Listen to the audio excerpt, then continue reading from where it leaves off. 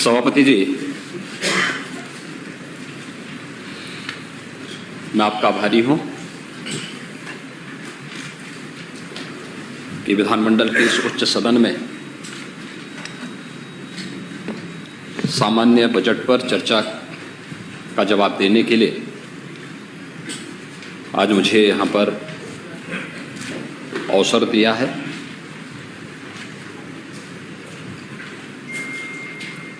मैं हृदय से धन्यवाद देता हूं विधान परिषद में हमारे नेता सदन श्री केशव प्रसाद मौर्य जी को और उन सभी माननीय सदस्यों को जिन्होंने इस चर्चा में भाग लेकर के 25 करोड़ जनता की आशा और आकांक्षाओं की ओर शासन का ध्यान आकर्षित किया है और सरकार से जुड़े हुए मुद्दों को भी इस माननीय सदन के सम्मुख रखने का कार्य किया है। महोदय, जब हम 2023-24 के 105 आ रहा है देश की सबसे बड़ी आबादी के राज्य के बजट की चर्चा कर रहे हैं तो स्वाभाविक रूप से गलत आ रहा है। हमें उस पृष्ठभूमि में भी जाना होगा जो उत्तर प्रदेश जैसे राज्य की दृष्टि से अत्यंत महत्व रखता है।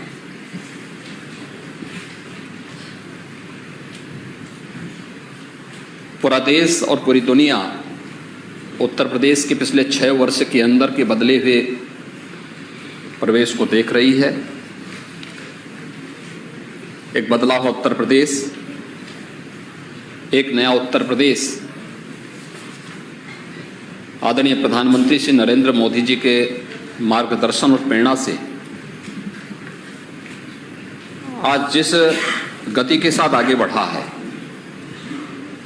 वह आम जनमानस के मन में प्रदेश में एक नया विश्वास भरता है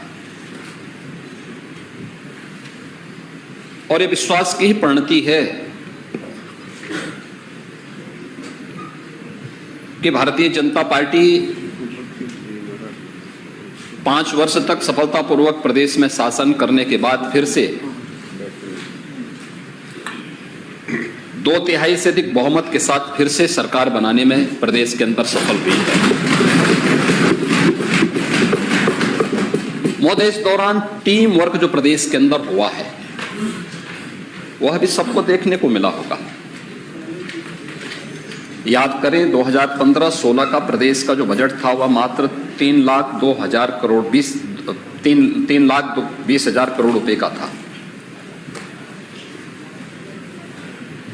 2016-17 का प्रदेश का जो बजट था वह 3,40,000 करोड़ रुपए का था और 6 वर्ष के बाद जब हम लोग 25 करोड़ जनमानस की भावनाओं के अनुरूप बजट सदन में प्रस्तुत किए, मेरे सहयोगी वित्त मंत्री श्री सुरेश कुमार खन्ना जी ने बजट प्रस्तुत किया था। 2023-24 का बजट इस उच्च सदन में मेरे सहयोगी और इस सदन के नेता श्री केशव प्रसाद मौर्य जी ने जब प्रस्तुत किया होगा ये बजट 6 वर्ष में दोगुने से अधिक बढ़ा है, यानी 6,90,000 करोड़ से अधिक का ये बजट यानी 7 लाख करोड़ तक पहुंचेगा। उत्तर प्रदेश की अर्थव्यवस्था के विस्तार को ये बताता है। इन 6 वर्षों में उत्तर प्रदेश की प्रति व्यक्ति आय को दोगुना करने में सफलता प्राप्त हुई है। प्रदेश के अंदर प्रदेश की अर्थव्यवस्था को दोगुना करने में हमें सफलता प्राप्त हुई है और हर वर्ष के अगर हम बजट को देखेंगे एक निश्चित थीम के साथ वो आगे बढ़ी है।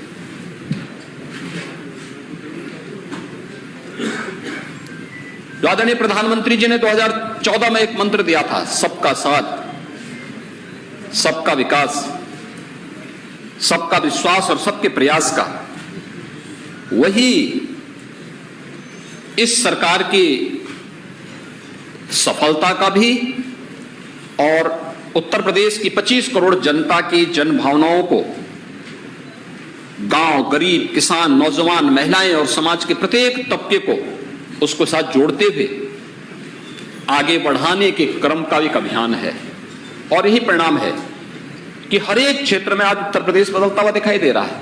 2017 के पहले उत्तर प्रदेश के पास, यहां के नौजवानों के सामने पहचान का संकट था। किसान बदहाल था, आत्महत्या कर रहा था, गरीब भूखमरी का शिकार था, भूख से मौतें होती थी, महिलाएं, बेटियां सुरक्षित नहीं थी,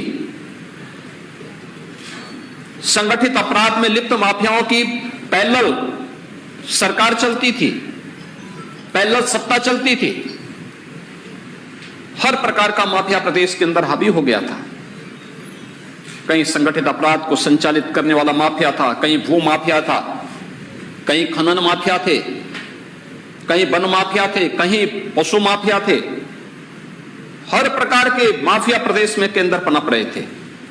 लेकिन पिछले 6 वर्ष के अंदर जिस उत्तर प्रदेश के नौजवान के सामने पहचान का संकट खड़ा हुआ, वह नौजवान के सामने 17 के पहले जिन लोगों ने पहचान का संकट खड़ा किया था, आज उत्तर प्रदेश का नौजवान देश और दुनिया में जहां कहीं जाता है सम्मान की निगाहों से देखा जाता है।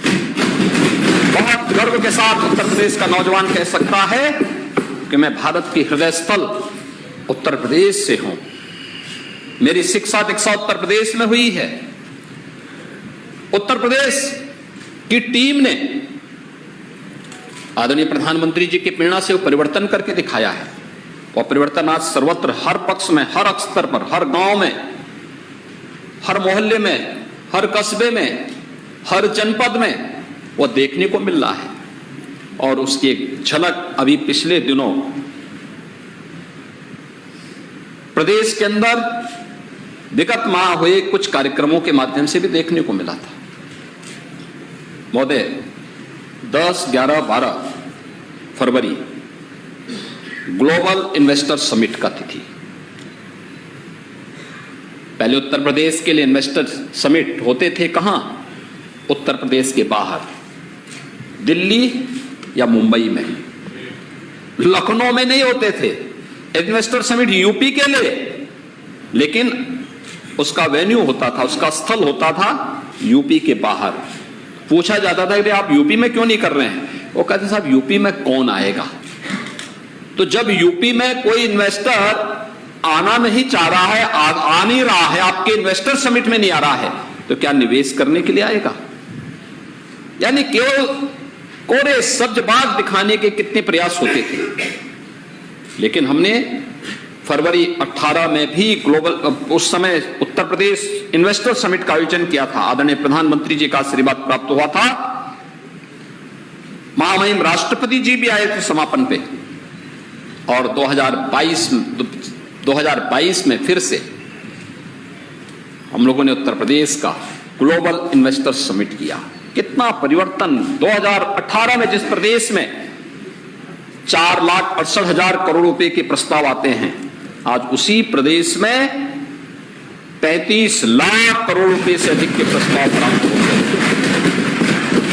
और 35 लाख करोड़ रुपए के प्रस्ताव, ये 35 लाख करोड़ रुपए के प्रस्ताव केवल अब एनसीआर तक सीमित नहीं है। पूर्वी उत्तर प्रदेश भी लगभग 10 लाख करोड़ रुपए के प्रस्ताव प्राप्त हुए हैं। बुंदेलखंड में 4,29,000 करोड़ रुपए के प्रस्ताव बुंदेलखंड के लिए प्राप्त हुए हैं। मध्य यूपी के लिए हुए हैं। लेकिन इसके लिए भूमिका तैयार करनी पड़ी थी, इसके लिए एक अभियान चलाना पड़ा था। 6 वर्ष तक लगातार टीम यूपी मेहनत करती रही, कार्य करते रही, दिन रात एक करके अपनी जिम्मेदारी का निर्वहन करते हुए जब उसने जब वह कार्य किया, परिणाम पसीना बहाया, परिणाम हमारे सामने, परसेप्शन बदला हर एक सेक्टर में। आज प्रदेश के पास बेहतर लॉ एंड ऑर्डर की स्थिति है। आज उत्तर प्रदेश के पास बेहतर कनेक्टिविटी है, 4 लेन की कनेक्टिविटी हमारे पास, इंटरस्टेट कनेक्टिविटी हमारे पास है, एक्सप्रेस हाईवेज हमारे पास है, रेल का बेहतर नेटवर्क हमारे पास है, एयर नेटवर्क हमारे पास है। उत्तर प्रदेश के मैन पावर की केवल स्केल ही नहीं बल्कि उसकी स्किल को बढ़ाने के लिए भी यहां कार्य हुआ, यह भी आज उत्तर प्रदेश के पास है। हमने सेक्टोरियल पॉलिसी बनाई, उस पर अध्ययन किया हर एक विभाग ने, और हर एक विभाग ने उस पर अध्ययन करते हुए जो कार्यक्रम आगे बढ़ाए, आज परिणाम सामने है कि अलग अलग सेक्टर में किस किस में निवेश हो सकता है, उसकी मैपिंग की गई और उस सेक्टर के लिए फिर उस प्रकार की पॉलिसी बनाई गई। एंटी भूमाफिया टास्क फोर्स बना करके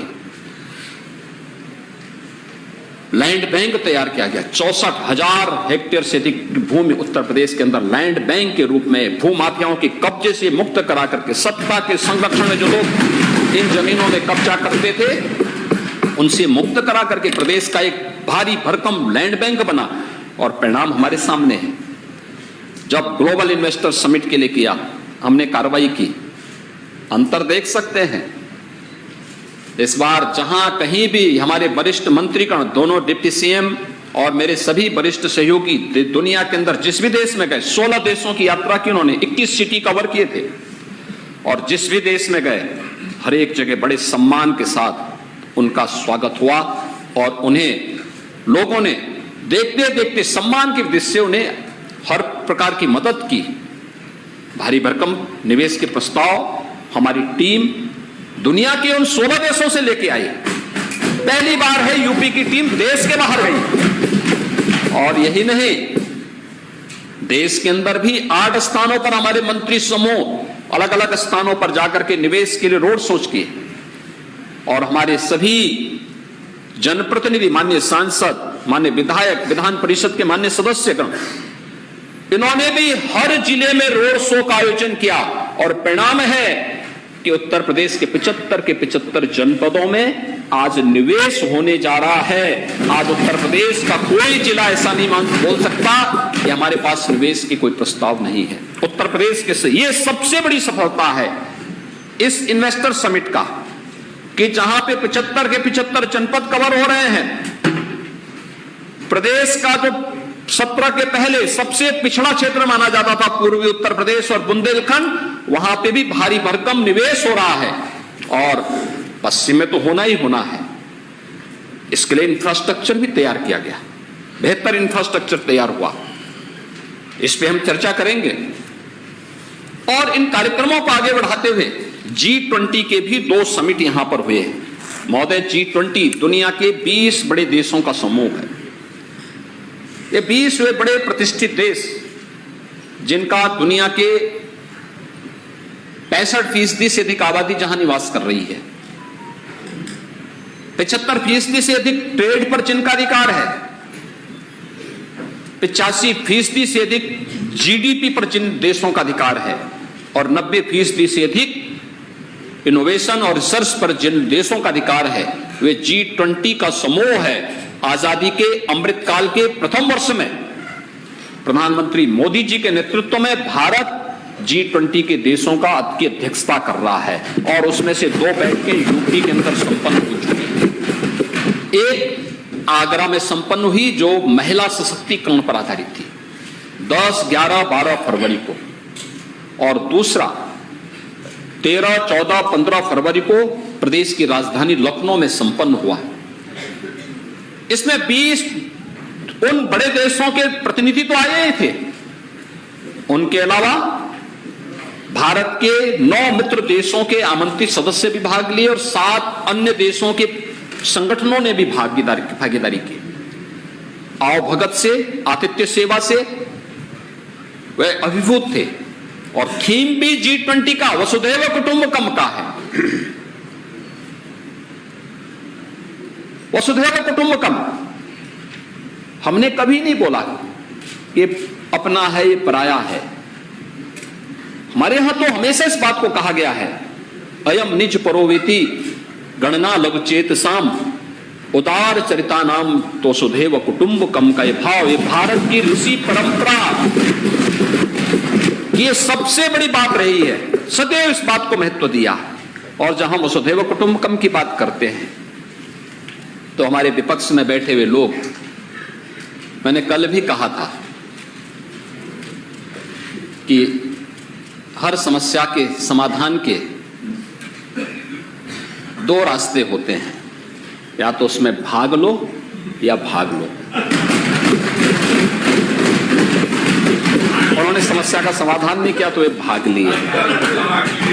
ये समाधान करने वाली टीम है तो यहां भाग ले रही है।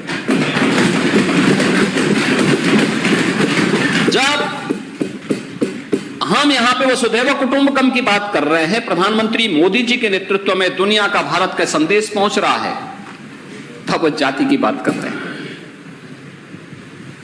जब हम ग्लोबल इन्वेस्टर समिट की बात कर रहे थे तब वह जाति की बात कर रहे थे।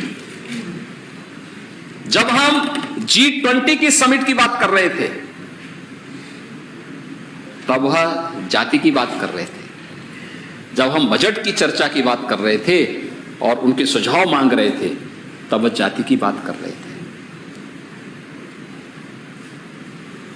ये सब जानते हुए कि इसी कारण से उत्तर प्रदेश के नौजवानों के सामने, इन्हीं कारणों से उत्तर प्रदेश के सामने पहचान का संकट खड़ा हुआ था। ये पहचान का संकट, उत्तर प्रदेश का नौजवान कहीं जाता था, वो पहचान का भयंकर संकट। लोग बताते ही नहीं थे, नौजवान बताता भी नहीं था। और इस संबंध में बहुत अच्छी बात कही है। एक बड़े विद्वान ने कहा कि समस्या का समाधान का इस पर निर्भर करता है कि आपका सलाहकार कौन है। दुर्योधन का सलाहकार शकुनी था और अर्जुन का कृष्ण था। परिणाम सबके समान। शकुनी को पालेंगे तो सत्यानाश होना ही होना है। और यह दृश्य अगर विपक्ष समझ पाएगा तो संभवतः कुछ सद्बुद्धि आए। महोदय, अलग अलग सेक्टर के जो कार्यक्रम हुए हैं यह प्रदेश के अंदर उन उपलब्धियों के माध्यम से देखी जा सकती है। अमृतकाल का प्रथम बजट देश की सबसे बड़ी आबादी के राज्य में तब आया है जब इस सदी की सबसे बड़ी महामारी कोरोना का सामना करते हुए आज उत्तर प्रदेश कोरोना जैसी महामारी से पूरी तरह मुक्त है। सारे पर्व और त्योहार हर्षोल्लास और उमंग के साथ मनाए जा रहे हैं। अर्थव्यवस्था फिर से प्रदेश के अंदर उछाल मारने के लिए उतावली दिखाई दे रही है। उत्तर प्रदेश विकास की एक सही पटरी में आगे बढ़ा है। एक तरफ कोविड महामारी थी, दूसरी तरफ रूस और यूक्रेन का युद्ध भी था। पूरा यूरोप आर्थिक मंदी के दौर से गुजर रहा है। 1947 में भारत का ही हिस्सा जो पाकिस्तान था, आज उस पाकिस्तान में रोटी के लाले पड़ रहे हैं। लेकिन भारत प्रधानमंत्री मोदी जी के नेतृत्व में आज वैश्विक नेतृत्व की जिस क्षमता का प्रदर्शन कर रहा है, पूरी दुनिया उसके प्रति अभिभूत है। हर भारतवासी को उस पर गौरव की अनुभूति करनी चाहिए। और उत्तर प्रदेश अपनी इस भूमिका में भारत की अर्थव्यवस्था को मजबूती प्रदान करने में कैसे योगदान दे सकता है, यह बजट उसी का प्रतिनिधित्व करता हुआ दिखाई देता है। जो सदन में जो बजट आया था, इसकी थीम ये कि हम लोग $1 ट्रिलियन की इकोनॉमी बनेंगे।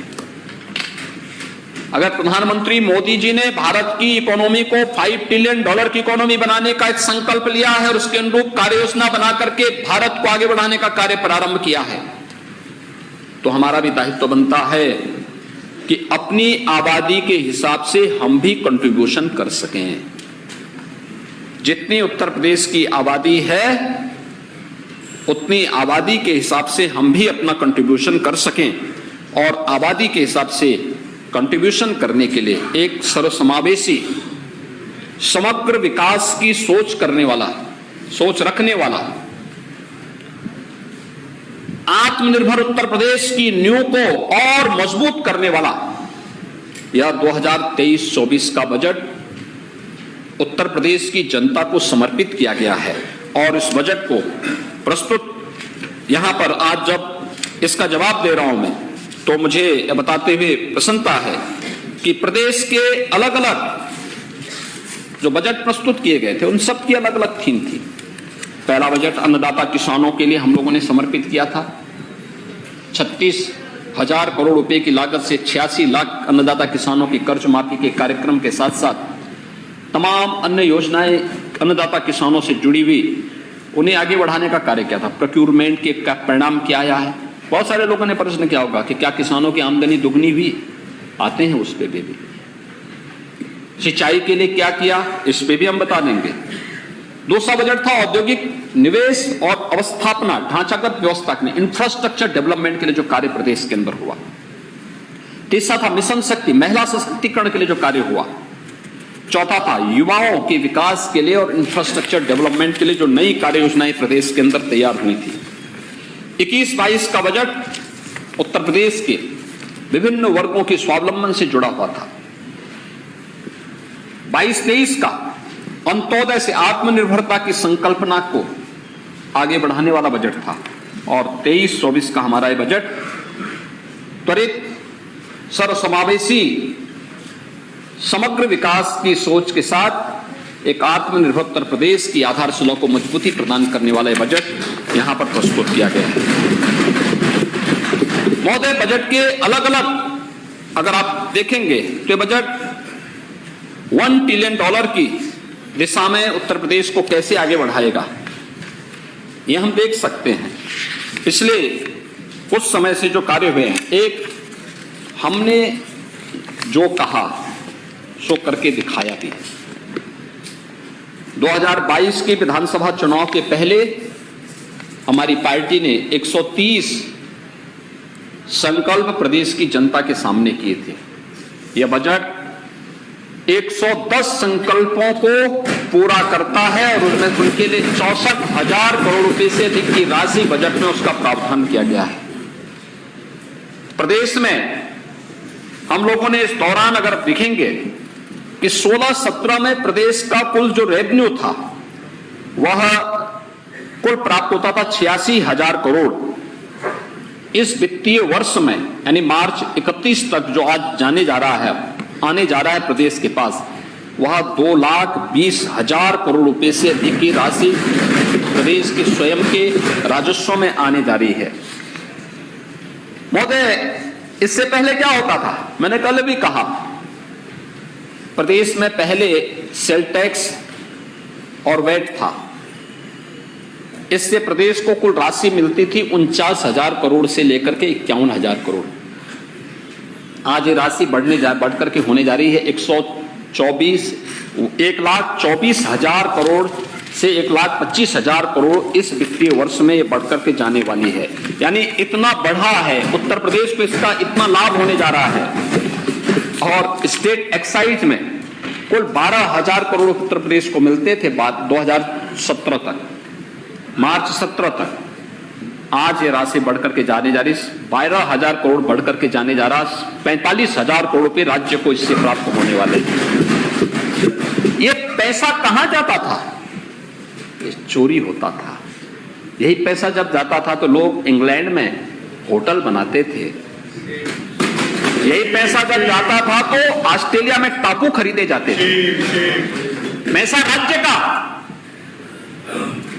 जो प्रदेश के इंफ्रास्ट्रक्चर पे खर्च होना चाहिए था, प्रदेश के गरीब कल्याण के लिए खर्च होना चाहिए था, प्रदेश के वृद्धजनों के लिए योजना बनाने के लिए, नौजवानों के लिए योजना बनाने के लिए खर्च होना चाहिए था, उन पे नहीं खर्च हुआ। ये पैसा कहां चला गया, यह तो आप देख सकते हैं। और ये तब हुआ है, ये तब हम कर रहे हैं जब डीजल पेट्रोल पर कोई अतिरिक्त टैक्स लगाने की बजाय हमने टैक्स को कम किया। उत्तर प्रदेश के अंदर वेट कम किया। महंगाई उत्तर प्रदेश के अंदर डीजल पेट्रोल सबसे कम है, अगल बगल के किसी भी राज्य के अंदर आप देखेंगे सबसे कम है। यह उत्तर प्रदेश ने इस दिशा में जो प्रयास प्रारंभ किया है वह इसकी एक झलक भी प्रस्तुत करता है। महोदय,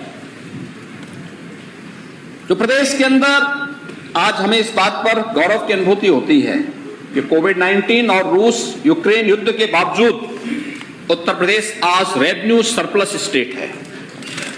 उत्तर प्रदेश 2016-17 में 20% से अधिक जो राशि थी वह ऋणों के माध्यम से वित्त पोषण होती थी। जो बजट कुल बजट होता था 20% से अधिक केवल हम ऋण के माध्यम से देते थे। और 23-24 में जब बजट प्रस्तुत किया गया है यह घट करके अब मात्र 16% हम ऋण लेकर के करेंगे। शेष अपने स्वयं के ओन सोर्स से ये बजट का पूरा पैसा हम लोग उपलब्ध करवाएंगे। पहले बजट का 8% जो भाग होता था वह ऋण के ब्याज चुकता करने में होता था। आज ये घट करके मात्र 6% तक आने जा रहा है। यह उत्तर प्रदेश की नई प्रोग्रेस को दिखाता है कि उत्तर प्रदेश एक सही दिशा में आगे बढ़ चुका है। महोदय, इससे पहले प्रदेश के अंदर जो बैंकों की स्थिति थी हम उस पर आएंगे, मैं उस पर विस्तार से चर्चा करूंगा। लेकिन $1 ट्रिलियन के बारे में चर्चा करते समय हमारे बहुत सारे मित्र ऐसे हैं जो कहते हैं कि साहब क्या यह संभव हो पाएगा। हम कहते हैं भाई कौन सा काम है जो संभव नहीं हो सकता है। नेक नियति चाहिए, नेक नियति के साथ आप काम करेंगे क्यों नहीं संभव हो पाएगा। यह संभव होगा। ये पिछले 6 वर्ष के अंदर की यात्रा क्या आपको संभव नहीं दिखती है क्या? हमने संभव बनाया है। और $1 ट्रिलियन की इकोनॉमी बनाने के लिए प्रदेश ने टीम यूपी ने 10 सेक्टर चिन्हित किए हैं जिन पर लगातार कार्य हो रहा है। इनमें पहली सुरक्षा, पहला है शिक्षा का सेक्टर। बेसिक, माध्यमिक, उच्च, वोकेशनल और टेक्निकल एजुकेशन, ये सब एक साथ मिलकर के इस दिशा में समग्र शिक्षा और सौभाग्य से राष्ट्रीय शिक्षा नीति लागू करने के बाद आज आपने देखा होगा इसके बारे में एक बात सामने आई है कि उत्तर प्रदेश यानी देश विश्व गुरु के रूप में शिक्षा के क्षेत्र में बढ़ेगा। इसमें कोई दो राय आज नहीं होनी चाहिए। राष्ट्रीय शिक्षा नीति इस प्रकार का एक अवसर हमें प्रदान करती है। शिक्षा के लिए अनेक कार्यक्रम बनाए गए हैं। 2017 के पहले अगर मैं कुछ पेपर की क्लिप्स दिखाऊं तो हर व्यक्ति इस चीज को लेकर के आश्चर्यचकित होगा कि कैसे उत्तर प्रदेश चलता था। उत्तर प्रदेश उससे पहले कहां पहुंचा था, कहां लेकर चले गए थे उत्तर प्रदेश को। उत्तर प्रदेश के अंदर 17 के पहले क्या स्थिति पहुंचा दी थी उत्तर प्रदेश के अंदर। 17 के पहले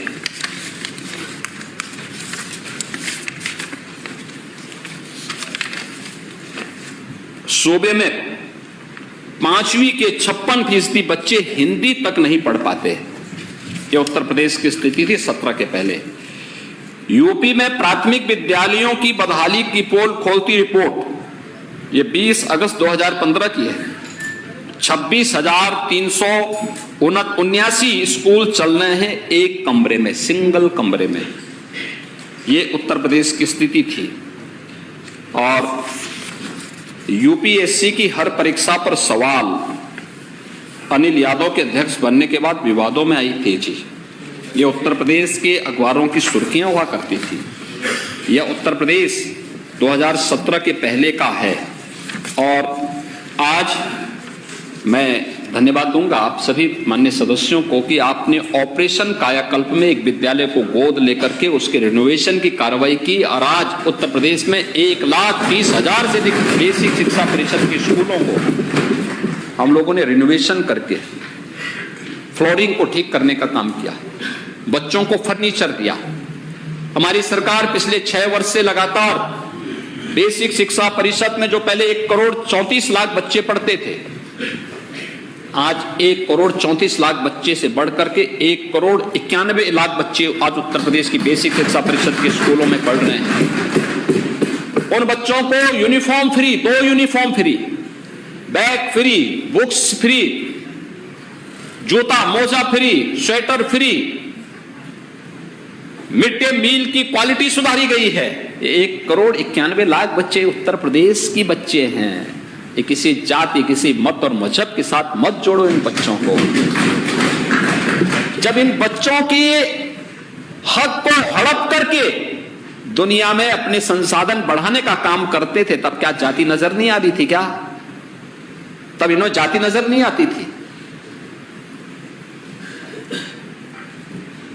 बच्चियां ज्यादातर ऐसी थी जो बेटियां हैं, वे नंगे पैर स्कूल जाती थी। आज मैं कह सकता हूं उत्तर प्रदेश में 1200 रुपए हर बच्चे के अकाउंट में जा रहा है डीबीटी के माध्यम से।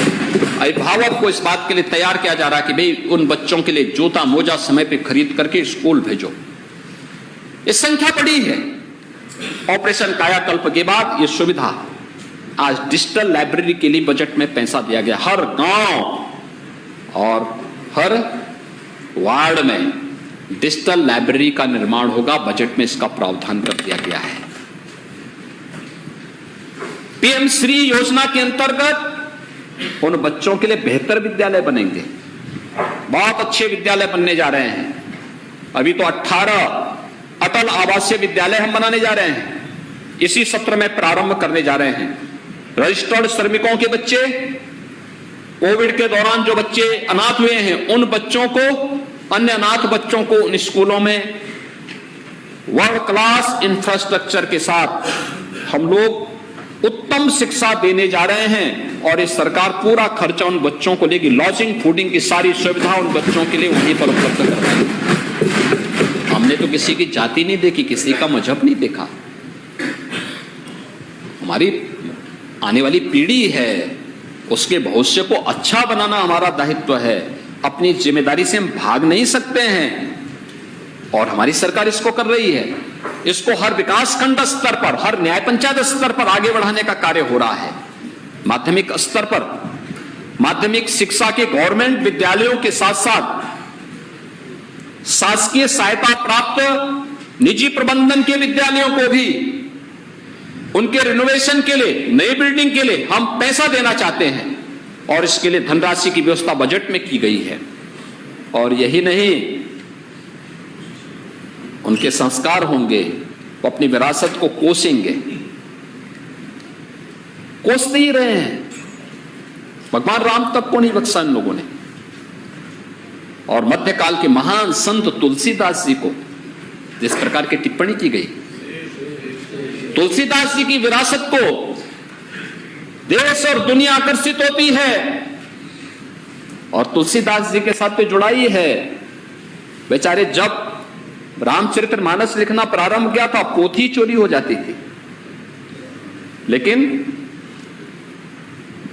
समस्या देने वाला की हस्ती कितनी भी बड़ी क्यों ना हो, जब ईश्वर की कृपा होती है ना, कुछ नहीं बिगाड़ सकता कोई।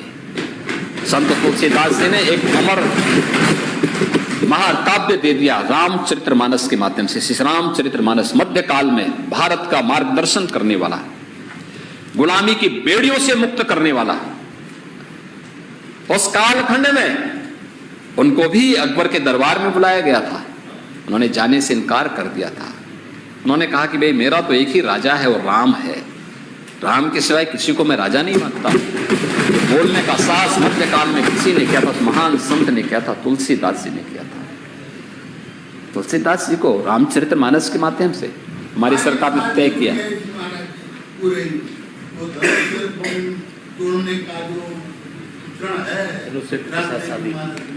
उसी तरह एक शादी हुई है कल, हाँ, औरैया में हुआ है, औरैया में हुआ। मैं अभिनंदन करूंगा उनको जिन्होंने रामचरितमानस के गायन के माध्यम से इस परंपरा को बढ़ाया। हमारे यहाँ होता ही है हर एक जगह। अभी मुझे यद्यपि समय नहीं मिल पाता, लेकिन अभी मुझे पिछले सप्ताह एक शादी ब्याह के कार्यक्रम में भाग, वहां पे समारोह में जाने का मैं अवसर मिला था। संजोग से उस जब मैं पहुंचा उसी समय बरमाला का कार्यक्रम चल रहा था, ठीक वही गाना बज रहा था जो रामचरितमानस में जनकपुर में उस समय का दृश्य होता है।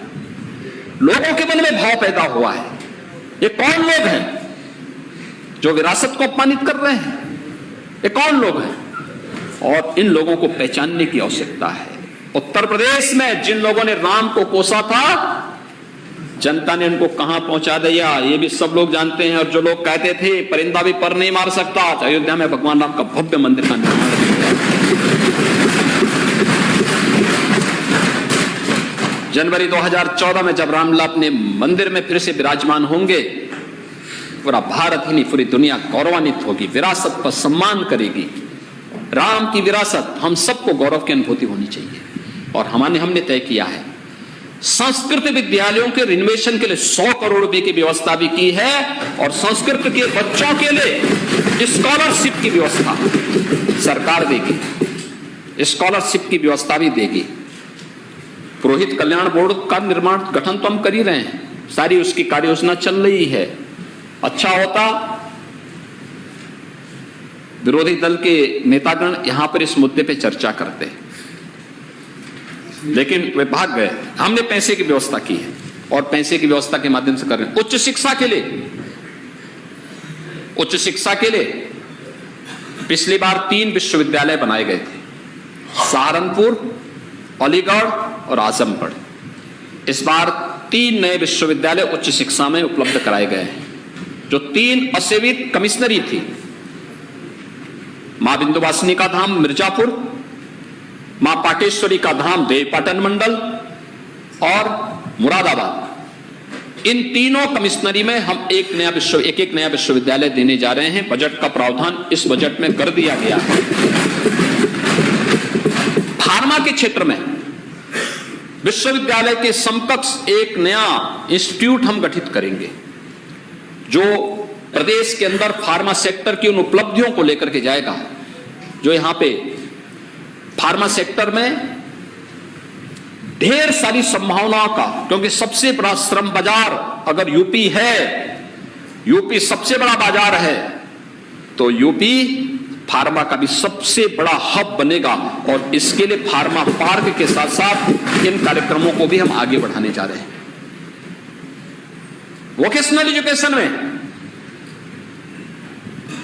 प्रधानमंत्री कौशल विकास के साथ साथ अभी टाटा टेक्नोलॉजीज लिमिटेड के साथ एक एमओयू वोकेशनल एजुकेशन ने किया है। टाटा टेक्नोलॉजीज के साथ में 5000 करोड़ रुपए से अधिक का यह प्रोजेक्ट है। न्यू एज ट्रेड्स उसमें विकसित किए जाएंगे। यूपी के नौजवानों को उन ट्रेड के साथ ट्रेनिंग दी जाएगी और जॉब की गारंटी टाटा की कंपनियां ही उन्हें दे देगी। 35,000 नौजवान हर साल वहां पर प्रशिक्षण प्राप्त करेंगे। यह काम इसी वर्ष से हम लोग आगे बढ़ाने जा रहे हैं। एमओयू पूरा हो चुका है, यह कार्य भी आगे बढ़ने जा रहा है, जिसमें 88% शेयर टाटा की कंपनियां देंगी और 12% मात्र राज्य सरकार को देना है। 10 वर्षों तक ये चलेगा, यानी 10 वर्षों में उत्तर प्रदेश के अंदर इन 150 ITI के माध्यम से ही हम लोग 3.5 लाख नौजवानों को स्किल डेवलपमेंट के साथ साथ उन्हें जॉब की गारंटी केवल उसके माध्यम से दे पाएंगे और उस तर्ज पर शेष अन्य ITI को भी आगे विकसित करने का काम करेंगे। टेक्निकल एजुकेशन में भी न्यू एज कोर्सेज को हम लाने का प्रयास करें। ड्रोन टेक्नोलॉजीज का है, नए नए इनोवेशन के लिए हम लोगों ने अपनी कार्रवाई को आगे बढ़ाने की कार्रवाई की है। बहुत सारी चीजों को हम उसके साथ आगे बढ़ाने का उन कार्यक्रमों को आगे बढ़ाने का काम कर रहे हैं। ये लगातार ये कार्यक्रम हमारे जहां आगे बढ़ाने के कार्य चल रहे हैं, ये टेक्निकल एजुकेशन में चल रहा है, उच्च शिक्षा में बेहतर कार्य हुआ है। महोदय, दूसरा सेक्टर है स्वास्थ्य का। स्वास्थ्य के सेक्टर में भी हम लोगों ने प्रदेश के अंदर अच्छी प्रगति की है। उत्तर प्रदेश ने एक अच्छी प्रोग्रेस इस दिशा में की है। और ये प्रोग्रेस किस हद तक की प्रोग्रेस है? कोविड-19 आज लगभग समाप्त सा हो गया है और हम देख सकते हैं कि यहां पर आज कोरोना महामारी की स्थिति लगभग समाप्ति की कगार पर है।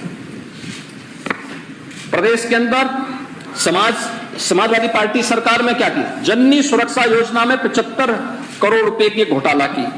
उस समय न्यूज क्लिपिंग हुआ करती थी। Advance life support ambulance ELS आज प्रदेश के अंदर 500 काम कर रही हैं, लेकिन 2017 के पहले भारत सरकार सपोर्ट करना चाहती थी, फ्री में देना चाहती थी उत्तर प्रदेश को।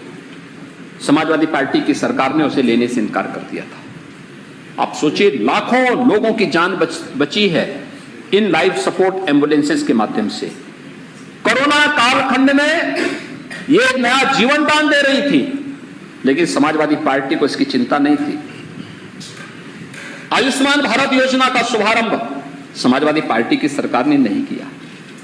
महोदय, आज 6 करोड़ से अधिक लोग उत्तर प्रदेश के अंदर आयुष्मान भारत के साथ जुड़े हुए हैं और शेष उत्तर प्रदेश सरकार मुख्यमंत्री जन आरोग्य योजना के माध्यम से उन्हें कवर कर रहे 10 करोड़ लोगों को हम लोग आयुष्मान भारत योजना में 5 लाख रुपए की स्वास्थ्य बीमा का कवर उपलब्ध करवा रहे हैं।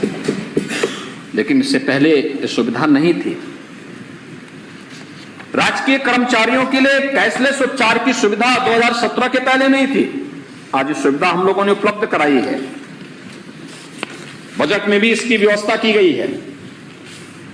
मुख्यमंत्री जन आरोग्य मेला यानी मुख्यमंत्री आरोग्य मेला के माध्यम से 2020 में हम लोगों ने फरवरी 2020 में प्रारंभ किया था। अब तक 11 करोड़ 72 लाख 29 हजार से अधिक रोगी इससे लाभान्वित हुए हैं और जिसमें से 2,770,000 गंभीर रोगियों को हायर सेंटर रेफर करके उनके उपचार की व्यवस्था की गई है और 11,80,000 से अधिक गोल्डन कार्ड भी आयुष्मान भारत के उपलब्ध कराए गए, इन गरीबों को उपलब्ध करवाए गए हैं।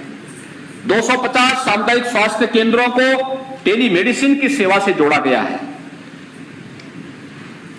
361 सामुदायिक स्वास्थ्य केंद्रों में टेली रेडियोलॉजी सेवाएं उपलब्ध कराई गई हैं।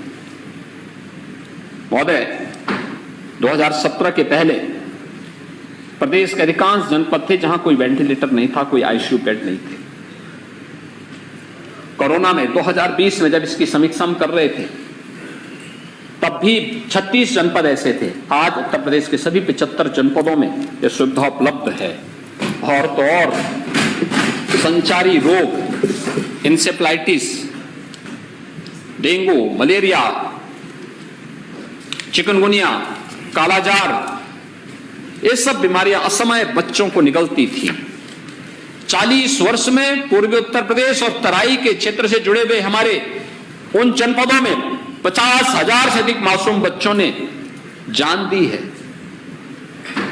समाजवादी पार्टी 4 बार प्रदेश के अंदर सत्ता में थी, कभी इस मुद्दे को गंभीरता से नहीं लिया, कभी नहीं लिया।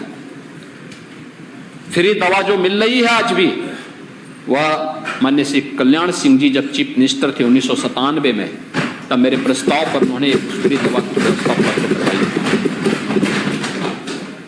समाजवादी पार्टी कभी गई ही नहीं, देखने के लिए तक नहीं गई। ये जो मरने वाले 50,000 बच्चे थे, ज्यादातर बच्चे दलित समुदाय से और अल्पसंख्यक समुदाय से थे। उनके प्रति संवेदना कभी उनके मन में नहीं आई, कभी नहीं आई। जाति के लोग बात करते हैं, लेकिन एक गरीब, एक वंचित, एक दलित, एक अति पिछड़ा व्यक्ति दवा के बहाव में दम तोड़ रहा था, लेकिन कभी उसका हाल लेने के लिए नहीं गए, सुविधाएं उपलब्ध कराने का प्रयास नहीं था। आज मैं कह सकता हूं हमारी टीम ने जो प्रयास किया, सभी विभाग मिलकर के कार्य प्रारंभ किए। महोदय, आज परिणाम है इंसेफ्लाइटिस 96% मौत को नियंत्रित करने में उत्तर प्रदेश ने सफलता प्राप्त कर ली है। हर विभाग ने अपना अपना काम किया, आज परिणाम सामने है। मलेरिया उन्मूलन की दिशा में हम आगे बढ़ चुके हैं। डेंगू पर प्रभावी नियंत्रण है। कालाजार और चिकनगुनिया के लिए भारत सरकार ने उत्तर प्रदेश को सम्मानित किया है और उत्तर प्रदेश के कोविड प्रबंधन की चर्चा तो दुनिया ने भी माना है, WHO ने भी, नीति आयोग ने भी उत्तर प्रदेश की चर्चा की है। उत्तर प्रदेश ने Uttar Pradesh medical supply corporation का गठन किया और 18 से 22 के बीच में मात्र 3 वर्ष में हम लोगों ने 4500 करोड़ रुपए की बचत भी की और हॉस्पिटल में पहले से ज्यादा दवाइयां भी उपलब्ध करवाने का काम किया। महोदय, मिशन इंद्रधनुष के अंतर्गत अलग अलग अभियान चले थे। इन अभियानों के अंतर्गत प्रदेश के अंदर 7 मार्च, 4 अप्रैल, 2 मई 2022 में अभियान चलाए गए और इन अभियानों में 36,82,000 बच्चों को, 10,31,000 गर्भवती महिलाओं को टीकाकरण से आच्छादित किया गया। राष्ट्रीय कृमि मुक्ति दिवस के रूप में भी प्रदेश के सभी 75 जनपदों में एक अभियान चलाया गया जिसमें 7 करोड़ 13 लाख 61,000 से अधिक बच्चों को इससे लाभान्वित किया गया। और प्रदेश के अंदर अगर हम लोग 2016 की तुलना में देखेंगे, ये सर्वे भारत सरकार के हैं, नेशनल फैमिली हेल्थ सर्वे, 16 की तुलना में 19 में ही अगर हम देखेंगे, मातृ मृत्यु दर 197 थी, यह प्रति लाख वह घट करके 19 में 167 रह गई। अभी 22-23 के सर्वे आने बाकी हैं। शिशु मृत्यु दर, नवजात शिशु 30,000 प्रति हजार से 30 प्रति हजार से घट करके 2020 में यह 28 हो गई। शिशु मृत्यु दर 43 प्रति हजार से 2020 में यह घट करके 38 हो गई। नेशनल फैमिली हेल्थ सर्वे 15-16 की तुलना में 19-20 में उत्तर प्रदेश के अंदर संस्थागत जो प्रसव हैं ये 67% से बढ़कर के लगभग 84% हो गई। फुल इम्यूनाइजेशन, टीकाकरण की जो स्पीड है ये लगभग 70% से ऊपर हो गई। और सकल प्रजनन दर ये 2.7% से घट करके 2.4% रह गई है। ये स्वास्थ्य सेक्टर में काम हुआ। आज प्रदेश के अंदर हर जनपद में निःशुल्क डायलिसिस की सुविधा हम उपलब्ध कराने जा रहे हैं। प्रदेश के अंदर अन्य तमाम कार्यक्रम चल रहे हैं, जिसमें इस बजट में भी प्रावधान किया गया है, जिसमें मातृ वंदना योजना के लिए भी पैसे की व्यवस्था की गई है। प्रधानमंत्री आत्मनिर्भर स्वस्थ भारत योजना के अंतर्गत भी 418 करोड़ रुपए की व्यवस्था की गई है। पंडित दीनदयाल उपाध्याय राज्य कर्मचारी कैशलेस चिकित्सा योजना के अंतर्गत 150 करोड़ रुपए की व्यवस्था की गई है। पीएससी और सीएससी के उनके रिनोवेशन के लिए भी व्यवस्था की गई है। सपा सरकार में मेडिकल कॉलेज में सीटें बेची जाती थी, एक भी एम्स नहीं था। एमबीबीएस की सीटें केवल 1990 थी। आज प्रदेश के अंदर 1 डिस्ट्रिक्ट 1 मेडिकल कॉलेज की तरफ हम बढ़ चुके हैं। रायबरेली और गोरखपुर में एम्स का संचालन हो चुका है। एमबीबीएस की सीट बढ़कर के 1990 से बढ़कर के अब हमारे पास 3,828 और निजी क्षेत्र में अगर एमबीबीएस की सीटों को हम जोड़ दें तो ये 2,550 बढ़कर के 4,700 हो गई है। यानी प्रदेश के अंदर आज कुल एमबीबीएस की सीटें हमारे पास 1990 से बढ़कर के अब ये हो चुकी हैं 8,528 सीटें आज उत्तर प्रदेश के अंदर उपलब्ध हैं। इसके अलावा पीजी की सीटें 741 से बढ़कर के 1441 और निजी क्षेत्र के मेडिकल कॉलेजेस को अगर हम देखेंगे तो ये 2868 सीटें आज के दिन पर ये प्रदेश के अंदर बढ़ चुकी हैं। महोदय, प्रदेश के अंदर हम लोग अलग अलग सेक्टर में जो काम कर रहे हैं, 33 वर्षों से 35 एएनएम सेंटर थे जो बंद हो चुके थे, उन्हें फिर से चालू किया गया है। 300 संस्थाओं में नर्सिंग और पैरामेडिकल का पाठ्यक्रम प्रारंभ हो सके, इसके लिए कार्यक्रम चल रहे हैं। प्रदेश के अंदर आज के दिन पे पीकू बेड्स, पीडियाट्रिक आईसीयू, छोटे बच्चों के लिए जो आईसीयू बनते हैं उसकी संख्या 150 से बढ़ा करके आज 6,700 यह प्रदेश के अंदर किया गया है। लगातार प्रदेश ने, और बजट की व्यवस्था अगर आप देखेंगे तो 16-17 में चिकित्सा शिक्षा का जो बजट था ये केवल 1,900 करोड़ के आसपास था, जो आज हम लोग बढ़ा करके लगभग 10,000 करोड़ रुपए तक पहुंच रहा है। पिछले 5 वर्ष में प्रदेश के अंदर की ये स्थिति प्रदेश के अंदर देख सकते हैं, जिसके माध्यम से प्रदेश आज प्रदेश के अंदर आयुष विश्वविद्यालय भी बन रहा है और सदैव अटल जी के नाम पर लखनऊ में मेडिकल यूनिवर्सिटी का भी निर्माण युद्ध स्तर पर चल रहा है। उसने अपने एफिलिएशन की कार्रवाई को आगे बढ़ा दिया है। प्रदेश के अंदर महिला और बाल विकास विभाग में आप सब देख सकते हैं कि महिला और बाल विकास विभाग में यानी बच्चों के लिए और गर्भवती महिलाओं के लिए पोषाहार शराब का एक ठेकेदार था, वो संचालित करता था। आप अनुमान कर सकते हैं क्या स्थिति थी।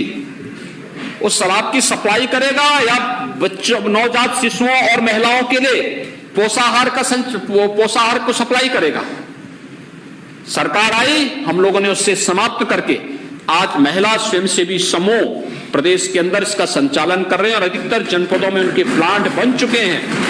जो रैप्सी उसमें दी जाती है, आज वह व्यवस्थित तरीके से उसकी क्वालिटी कंट्रोल करने के लिए एक थर्ड पार्टी रखी गई है। भारत सरकार की एक संस्था इसका मॉनिटर कर रही है और उसके माध्यम से क्वालिटी फूड उन बच्चों को पोषाहार उपलब्ध कराया जा रहा है, गर्भवती महिलाओं को उपलब्ध करवाने का कार्य किया जा रहा है।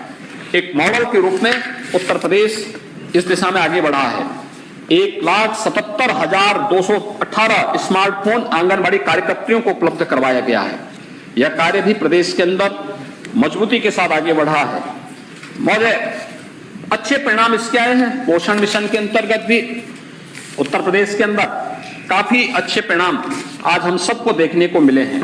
और इसी में अगर हम देखेंगे तो महिला कल्याण से जुड़ी हुई जो तमाम योजनाएं हैं, महिला और बाल विकास विभाग के माध्यम से जो कार्य वर्तमान में किए जा रहे हैं, जिसमें निराश्रित महिला पेंशन, इसमें भी काफी बड़ा अंतर आया है।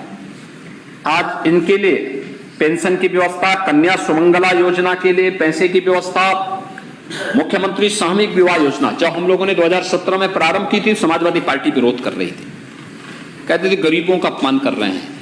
लगभग 2 लाख कन्याओं की शादी इसके माध्यम से संपन्न हो चुकी है और गरीब की शादी में सीएम, डिप्टी सीएम और मिनिस्टर भी जाकर के कन्यादान करने में योगदान दे रहे हैं। यह दृश्य भी पूरा प्रदेश देख रहा है। महोदय, इसके लिए भी 600 करोड़ रुपए की व्यवस्था की गई है। प्रदेश के अंदर आज हम लोगों ने प्रदेश के अंदर जो कन्या सुमंगला योजना में 14 लाख से अधिक बेटियां इससे लाभान्वित हो रही हैं। अन्य तमाम सेक्टर हैं जिन पर यहां पे चिकित्सा सेक्टर में भी कार्य हो रहा है और चिकित्सा सेक्टर प्रदेश के अंदर आने वाले समय में यह प्रदेश के अंदर एक बड़ा सेक्टर होगा जो हेल्थ टूरिज्म के लिए भी एक नई संभावनाओं को आगे विकसित करता है। महोदय, कृषि सेक्टर में उत्तर प्रदेश देश की आबादी का एक बड़ा राज्य है। उत्तर प्रदेश के अंदर आप देखेंगे उत्तर प्रदेश की कुल जीडीपी में एग्रीकल्चर का जो योगदान है 25% से अधिक है। देश की कुल कृषि योग्य भूमि में 11% भूमि उत्तर प्रदेश के अंदर है, लेकिन खाद्यान्न उत्पादन इसके माध्यम से होता है 20%। देश के लिए 20% खाद्यान्न का उत्पादन, और इसलिए फूड बास्केट के रूप में उत्तर प्रदेश जाना जाता है। सबसे उर्वरा भूमि, सबसे अच्छा जल संसाधन उत्तर प्रदेश के पास। 2015-16 में भारत सरकार उत्तर प्रदेश को 20 कृषि विज्ञान केंद्र देना चाहती थी और 20 कृषि विज्ञान केंद्र देने के बाद उत्तर प्रदेश के किसानों को तकनीक समय पे बीज मिल सके, इसकी व्यवस्था करना चाहती थी। समाजवादी पार्टी की सरकार ने नहीं दिया। मुझे तो आश्चर्य होता था कि समाजवादी पार्टी के एक नेता, जब मैं कृषि विज्ञान केंद्र बोल रहा था तो वह बोल रहे थे कृषि विज्ञान केंद्र क्या होता है। वे श्रीमान जी प्रदेश के मुख्यमंत्री रह चुके हैं, कहते हैं कृषि विज्ञान केंद्र क्या होता है, भगवानी मालिक है। कैसे चल रही थी, कैसा चल रहा था प्रदेश, ऐसे ही नहीं पेपरों में टिप्पणी निकलती थी। लेकिन महोदय, पहले सत्र के पहले किसान आत्महत्या कर रहा था, भूख से मौतें हो रही थी, किसान को उसकी फसल का उचित दाम नहीं मिल पाता था, कृषकों हेतु दूसरी मंडी से उत्पाद विक्रय के प्रावधान नहीं थे, मंडी परिसर के बाहर विक्रय पर प्रतिबंध था और मंडी शुल्क 2% लिया जाता था किसानों से भी और व्यापारियों से भी। महोदय, प्रदेश के अंदर अगर हम कृषि विकास की दर को देखेंगे तो 2016-17 की तुलना में तो 2016-17 में कृषि विकास की दर स्थिर मूल्य पर 6.6 थी, आज वो बढ़ करके 18.2% हुआ। प्रधानमंत्री किसान सम्मान निधि, जिसे आदरणीय प्रधानमंत्री जी ने दिसंबर 18 में प्रारंभ किया था। आज उत्तर प्रदेश के अंदर 2,60,00,000 किसान 51,639 करोड़ रुपए से अधिक की राशि डीबीटी के माध्यम से उनके अकाउंट में जा चुका है। हमारे लिए बहुत चिंता का विषय है, पूरे देशवासी उस पर चिंतित हैं, प्रदेशवासी चिंतित हैं। कैंसर, किडनी फेलियर होना, लीवर का खराब होना, मुख्य कारण में से एक अत्यधिक मात्रा में पेस्टिसाइड, केमिकल और फर्टिलाइजर का उपयोग करना भी उसका एक कारण है। गौ आधारित खेती इसका एकमात्र समाधान है और उस प्राकृतिक खेती के लिए प्रदेश सरकार ने गंगा जी के तटवर्ती 27 जनपदों को, बुंदेलखंड के 7 जनपदों को इसके दायरे में लिया है। इस पर हमारा कार्य चल रहा है, इस पर हम लोग लगातार अभियान चला रहे हैं और प्रदेश ने इसके लिए व्यवस्था की है। गौ आधारित खेती के लिए भारत सरकार ने भी यूनियन बजट में व्यवस्था की है, प्रदेश के अंदर भी इसके लिए हम लोग व्यवस्था करने जा रहे हैं। और प्रदेश के अंदर यह वर्तमान में 85,710 हेक्टेयर क्षेत्रफल में गौ आधारित विषमुक्त खेती के कार्यक्रम को संचालित किया जा रहा है। इसको बढ़ाने का कार्य हो रहा है। इसके लिए हमने टेस्टिंग लैब भी स्थापित की है अलग अलग मंडियों में। प्रदेश के अंदर कमिश्नरी स्तर पर पहले चरण में किया जा रहा है। हर कृषि विज्ञान केंद्र में भी एक लैब, इनकी टेस्टिंग लैब होगी जो बता देगी कि यह जो भी प्रोडक्ट है यह नेचुरल है, ऑर्गेनिक है और फिर उसका अच्छा दाम मार्केट में उन्हें प्राप्त होगा। सिंचाई की परियोजनाओं का दायरा बढ़ाया गया। सरयू नहर राष्ट्रीय परियोजना 1972-73 में प्रारंभ हुई थी। कल समाजवादी पार्टी के नेता विधानसभा में बोल रहे थे कि हम भी करना चाहते थे लेकिन हमें तो पहले हटा दिया गया था। लेकिन 1972-73 में बनी थी, पूरी नहीं हो पाई। आदरणीय प्रधानमंत्री जी ने 2021 में इसे राष्ट्र को समर्पित किया। बाण सागर परियोजना, अर्जुन सहायक परियोजना, ये सभी 20 ऐसी परियोजनाएं थी जिसे समय पे पूरा किया गया। और आज हम लोग तमाम अन्य परियोजनाओं को इसके माध्यम से इस बजट में भी उसका प्रावधान, मध्य गंगा नहर परियोजना है और भी अन्य तमाम परियोजनाएं हैं जिसके लिए हम लोग इस बजट में उसका प्रावधान किए हैं। महोदय, 2012 से 17 के बीच प्रदेश के अंदर 94 लाख मीट्रिक टन गेहूं का क्रय किया गया। जो लोग कहते हैं किसानों की आमदनी क्या दुगनी हुई, वे मेरे आंकड़ों को नोट करेंगे और फिर उन आंकड़ों के माध्यम से देखेंगे कि कितना गुना हो रहा है। 94 लाख मीट्रिक टन गेहूं का क्रय किया गया, 12,800 करोड़ रुपए का भुगतान किया गया। 12,800 करोड़।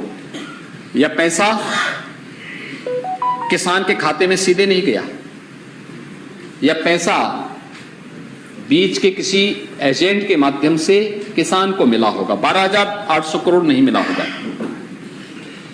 17 से लेकर के 22 के बीच में हम लोगों ने 219 लाख मीट्रिक टन गेहूं का क्रय किया और किसान के खाते में पैसा गया 40,159 करोड़ रुपए का पैसा भुगतान किसान के खाते में किया। और 12,800 और 40,159 करोड़ डीबीटी के माध्यम से हमने तो पैसा दिया। क्या इसमें कोई अंतर ही नहीं है क्या? 2012 से 17 के बीच में 123 लाख मीट्रिक टन धान का क्रय किया गया। 17,190 करोड़ रुपए धान का मुक्ता भुगतान किया गया, वह भी एजेंट के माध्यम से, सीधे किसान के खाते में नहीं। और 17 से लेकर के 2022 के बीच 280 लाख मीट्रिक टन धान का क्रय किया गया और 50,420 करोड़ रुपए का भुगतान डीबीटी के माध्यम से किसान को खाते में किया गया, अन्नदाता किसान के खाते में किया। ये कई गुना ज्यादा है।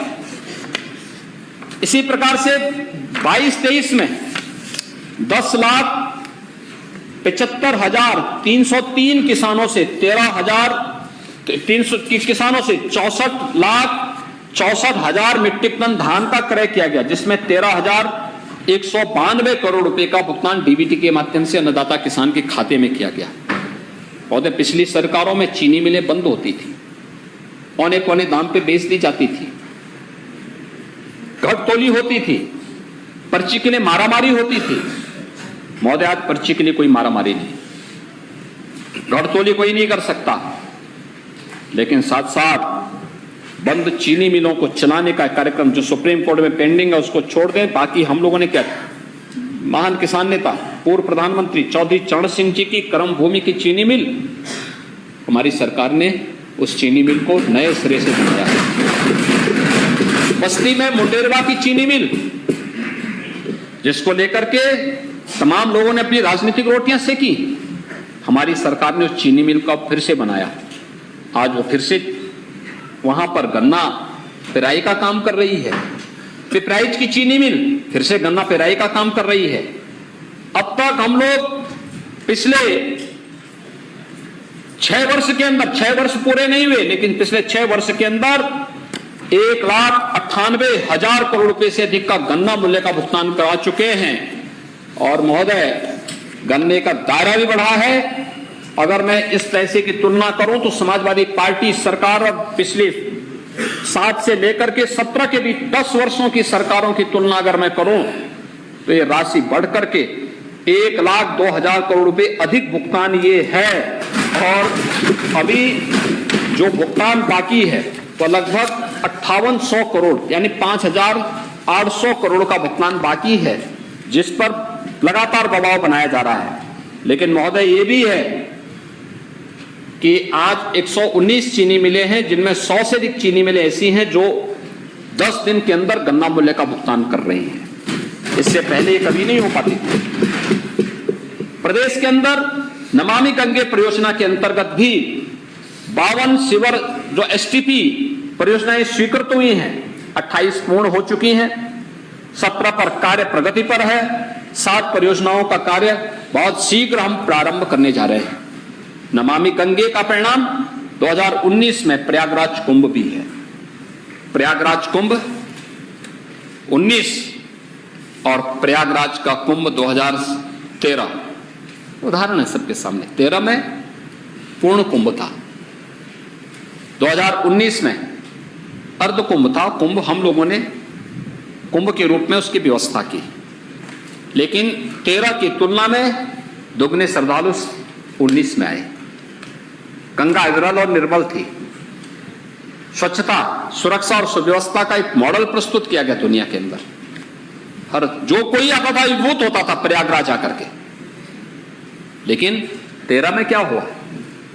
अव्यवस्था थी, अराजकता थी, भ्रष्टाचार था। और उस समय के नगर विकास मंत्री और मुख्यमंत्री जब कुंभ के प्रेजेंटेशन को लेकर के हार्वर्ड विश्वविद्यालय जाना चाहते थे तो पूरा पहुंच भी नहीं पाए। उत्तर प्रदेश को किस प्रकार की शर्मनाक स्थिति का सामना करना पड़ रहा था, ये किसी से छुपा हुआ नहीं है।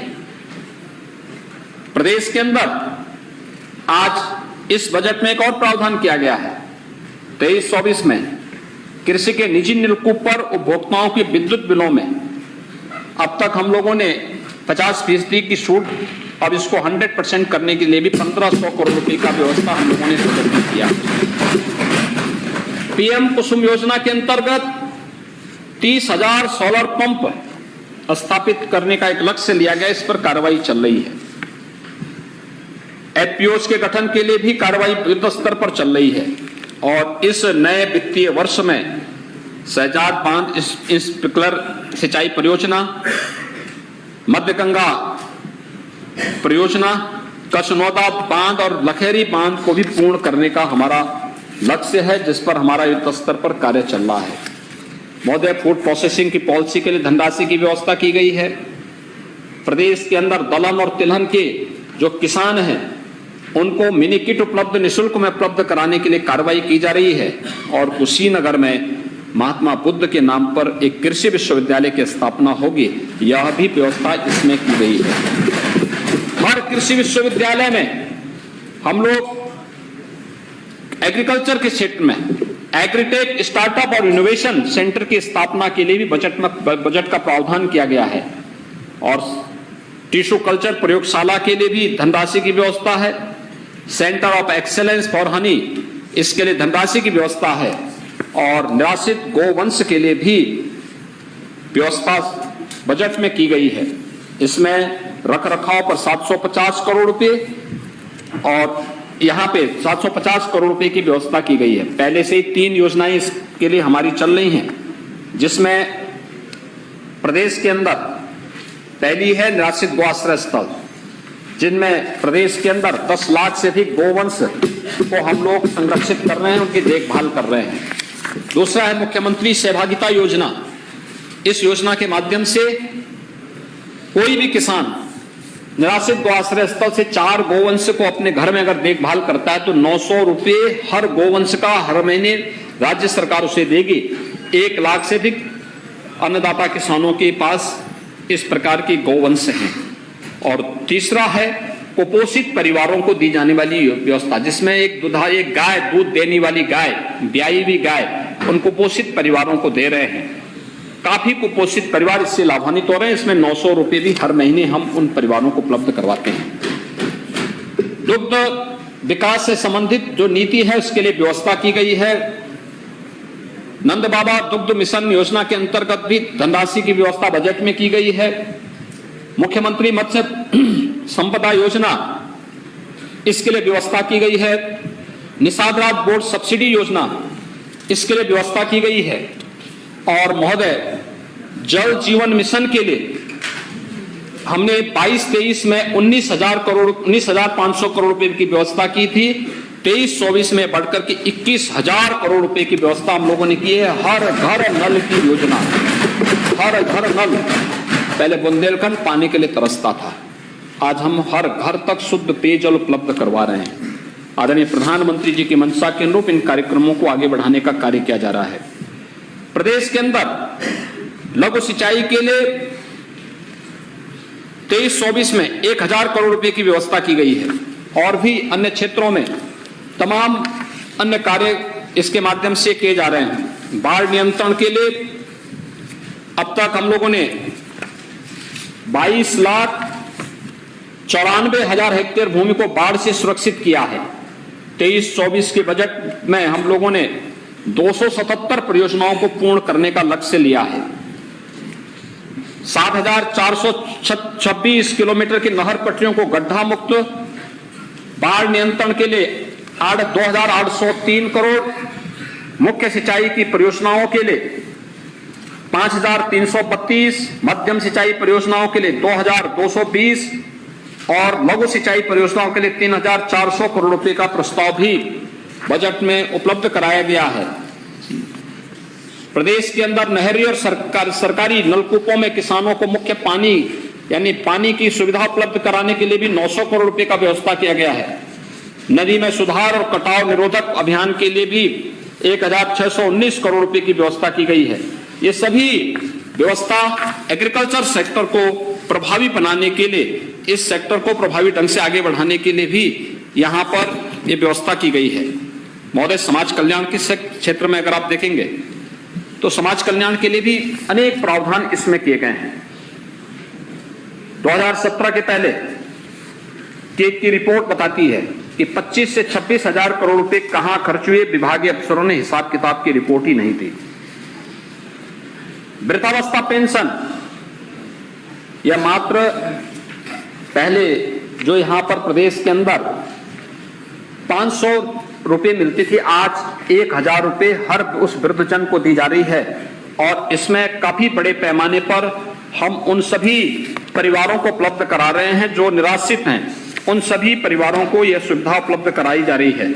इसमें 23-24 में अगर आप देखेंगे कि 17 में इससे पहले यह बजट की जो राशि थी मात्र 1,500 थी, आज ये राशि बढ़कर के 7,248 करोड़ रुपए केवल हम वृद्धावस्था पेंशन के लिए इस बजट में उसका प्रावधान किया गया है।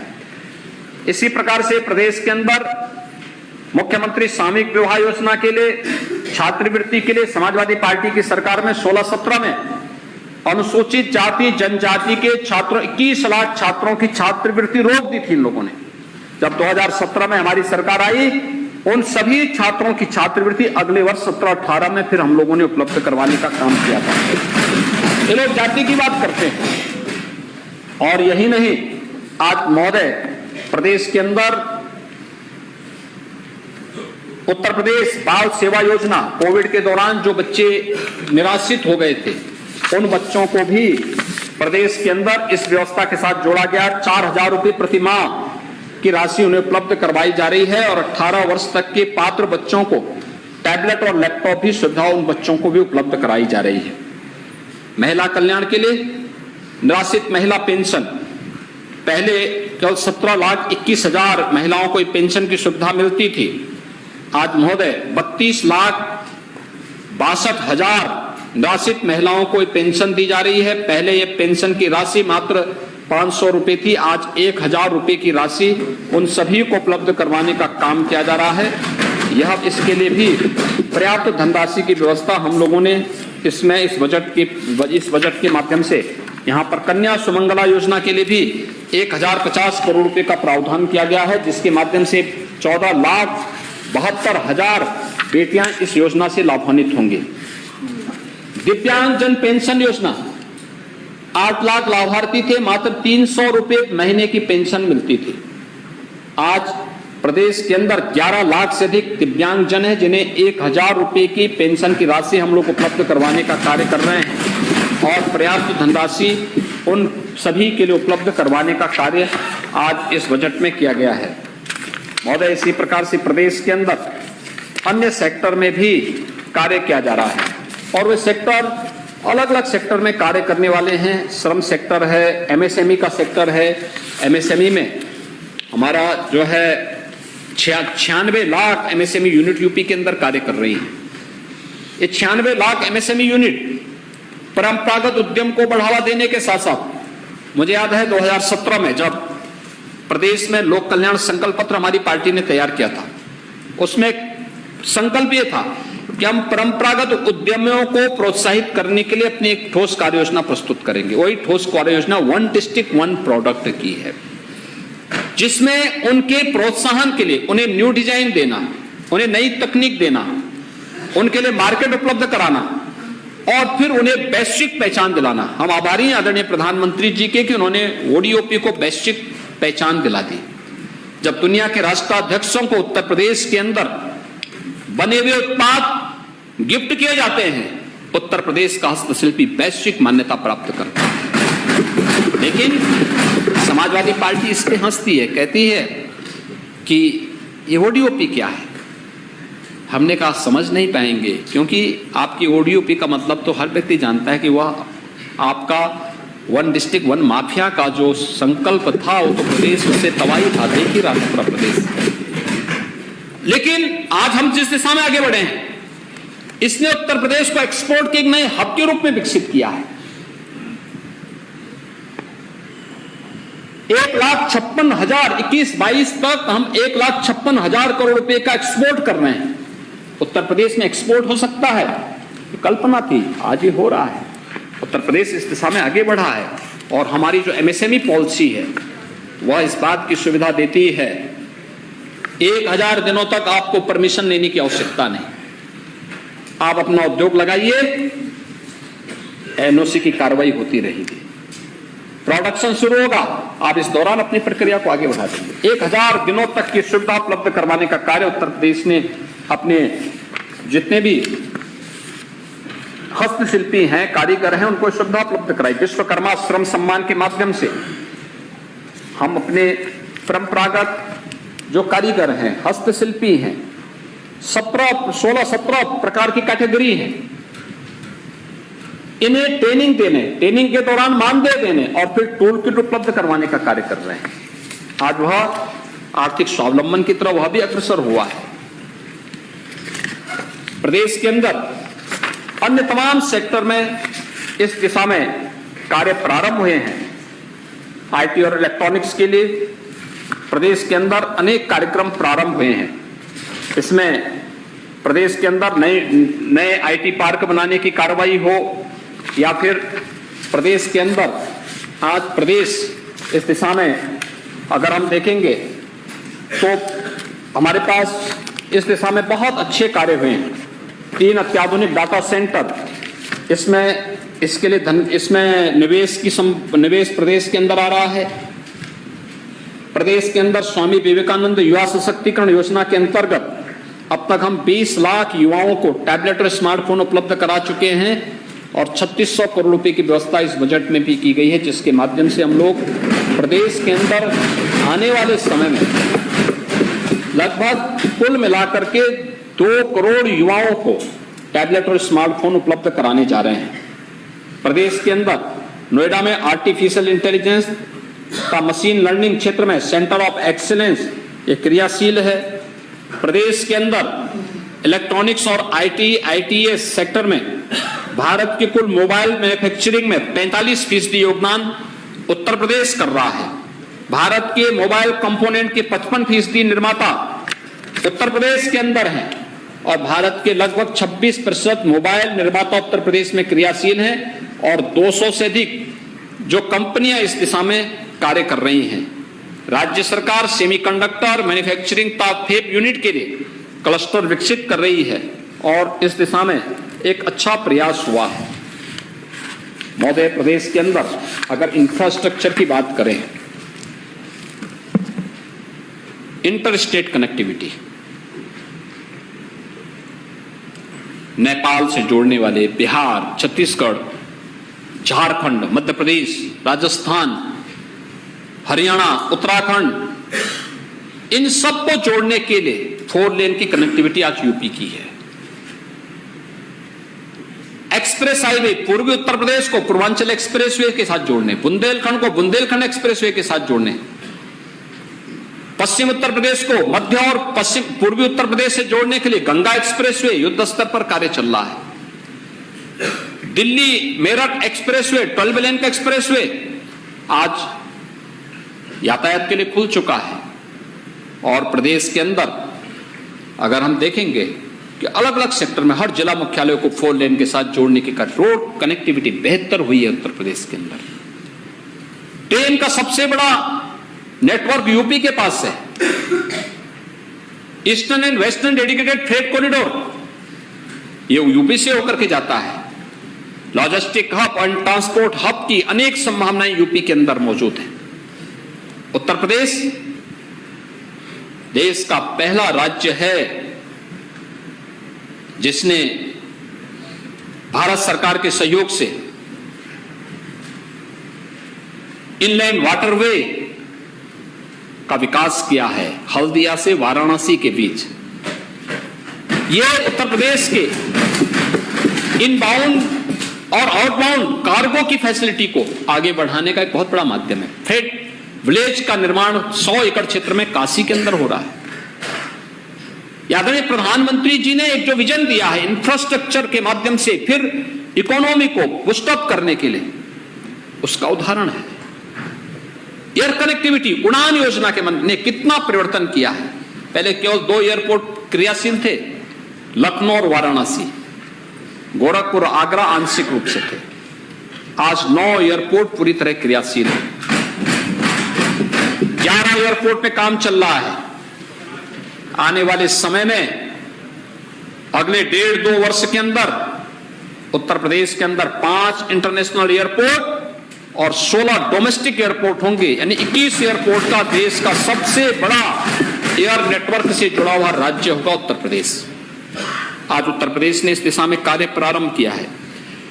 ऊर्जा के क्षेत्र में पहले बिजली 4 जनपदों में आती थी, आज सभी 75 जनपदों में बिजली है। 1,21,000 मजदूरों तक बिजली पहुंचाई गई। करोड़ों परिवारों के जीवन में रोशनी लाने के लिए सौभाग्य योजना के अंतर्गत प्रधानमंत्री जी के अनुकंपा से आज उन्हें बिजली दिखाई दे, उनके घर में बिजली है, लाइट है, रोशनी है, ये सुविधाएं उन्हें उपलब्ध हो रही है और बिजली की आपूर्ति को भी कठिन से कठिन समय में इन कार्यक्रमों को आगे बढ़ाने का कार्य हुआ है। प्रदेश के अंदर हम लोगों ने ऊर्जा की क्षमता को बढ़ाया है। तमाम क्षेत्रों में नए कार्य हो रहे हैं। रिनोवेशन एनर्जी के लिए कार्य हुए हैं, बायोफ्यूल के क्षेत्र में नए कार्य हुए हैं। आज तो उत्तर प्रदेश इथेनॉल उत्पादन का देश का सबसे बड़ा राज्य बन चुका है। लोग कहते हैं कि आप क्या कर रहे हैं, ये सब पढ़ना चाहिए। इन लोगों को पढ़ने लिखने का काम नहीं करते, केवल आकर के यहाँ पे टिप्पणी करते हैं। लेकिन महोदय, उत्तर प्रदेश ने सेक्टर में बेहतर काम किया और उत्तर प्रदेश लगातार इस दिशा में अपनी गति को आगे बढ़ाए हुए है। प्रदेश के अंदर मैंने यहां पर पहले कहा कि आज एक्सपोर्ट के एक नए हब के रूप में उत्तर प्रदेश आगे बढ़ चुका है। ग्राम्य विकास सेक्टर ने अपनी ग्रामीण क्षेत्र की कनेक्टिविटी को जहां बेहतर किया है, वहां साथ ही साथ ग्रामीण क्षेत्र में ग्राम सचिवालय एक गांव में ही वो सुविधा उपलब्ध करवाने की कार्रवाई को आगे बढ़ा रहा है। गांव के व्यक्ति को ब्लॉक, तहसील या जनपद में न जाना पड़े। बैंकिंग कॉरेस्पॉन्डेंट सखी बैंकिंग की सारी सुविधा गांव में उपलब्ध करानी जा रही है। महिला स्वयंसेवी समूह के माध्यम से हर गांव की महिला स्वावलंबन की ओर अग्रसर हो, इस दिशा में एक बेहतर प्रयास वहां पर प्रारंभ हुआ है। और मातृभूमि की एक नई योजना, जिसमें कोई भी प्रवासी उत्तर प्रदेश वासी अगर अपने किसी पूर्वज के नाम पर उत्तर प्रदेश के अंदर वह निवेश करना चाहता है या उनके नाम पर कोई एक भवन बनाना चाहता है, कन्वेंशन सेंटर बनाना चाहता है या कोई बनाना चाहता है, तो हम लोगों ने व्यवस्था करने जा रहे हैं कि 60% पैसा वो देगा, 40% राज्य सरकार देगी उनके पूर्वज के नाम पर। हम उस व्यवस्था को आगे बढ़ाने का कार्य कर लेंगे। ग्रामीण और शहरी क्षेत्र में ईज ऑफ लिविंग के लिए 52,77,000 गरीबों को एक आवास मिल जाए। ये जो बनटांगिया है, मुसहर है, चेरो है, थारू है, सहरिया है, कोल है, आखिर क्या इनको मकान नहीं मिलने चाहिए थे 17 के पहले? क्या इनकी कोई जाति नहीं थी क्या? इनकी भी तो जाति थी, लेकिन इनको नहीं सुविधा मिलती थी। इनको नहीं मिलती थी सुविधा, क्योंकि सुविधा तो समाजवादी पार्टी के कैडर को मिलती थी।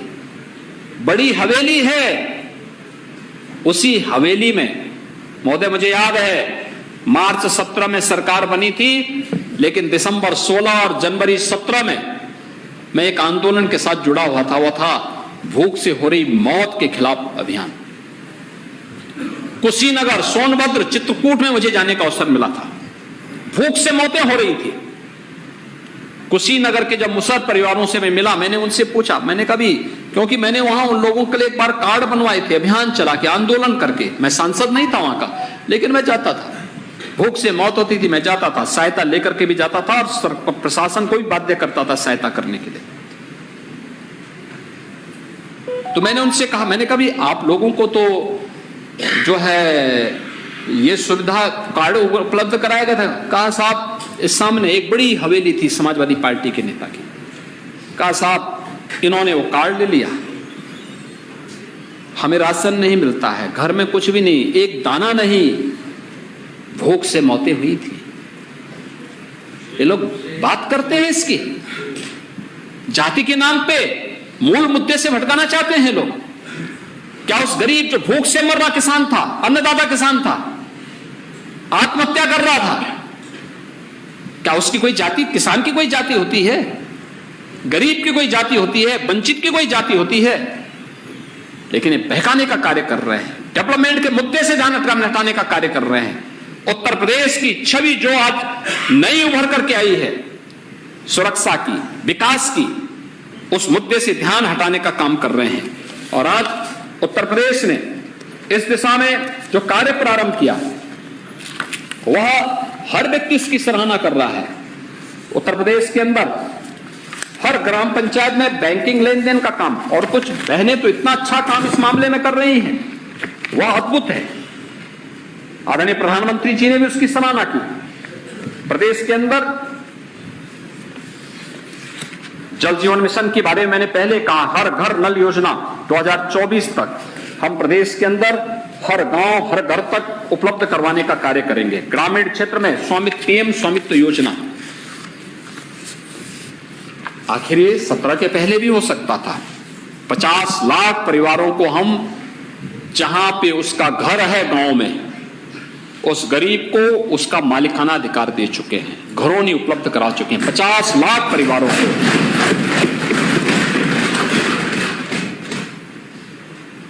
सत्रह के पहले क्यों नहीं मिला? क्या ये 50 लाख परिवारों की कोई जाति नहीं थी क्या? इनको भी तो देना चाहिए था, लेकिन इनके लिए नहीं जाती है। ये लोग उनके लिए नहीं थे। कृषक दुर्घटना बीमा योजना, इसमें पहले केवल मूल किसान जिसके नाम पर खेती है उसी को इस दुर्घटना योजना के अंतर्गत धनराशि मिल पाती थी, शेष नहीं मिल पाती थी।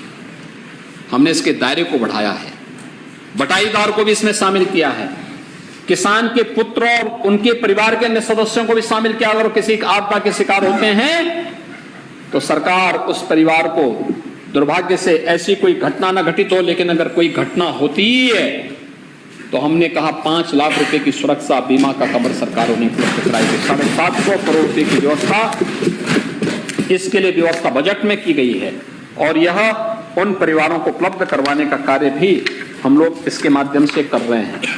महोदय, इसके अलावा प्रदेश के अंदर आवास और शहरी यानी प्रदेश के अंदर रैपिड रेल, देश की पहली रैपिड रेल दिल्ली से मेरठ के बीच में प्रारंभ होने जा रही है। मेट्रो, आज प्रदेश के अंदर मेट्रो का संचालन युद्ध स्तर पर आगे बढ़ रहा है।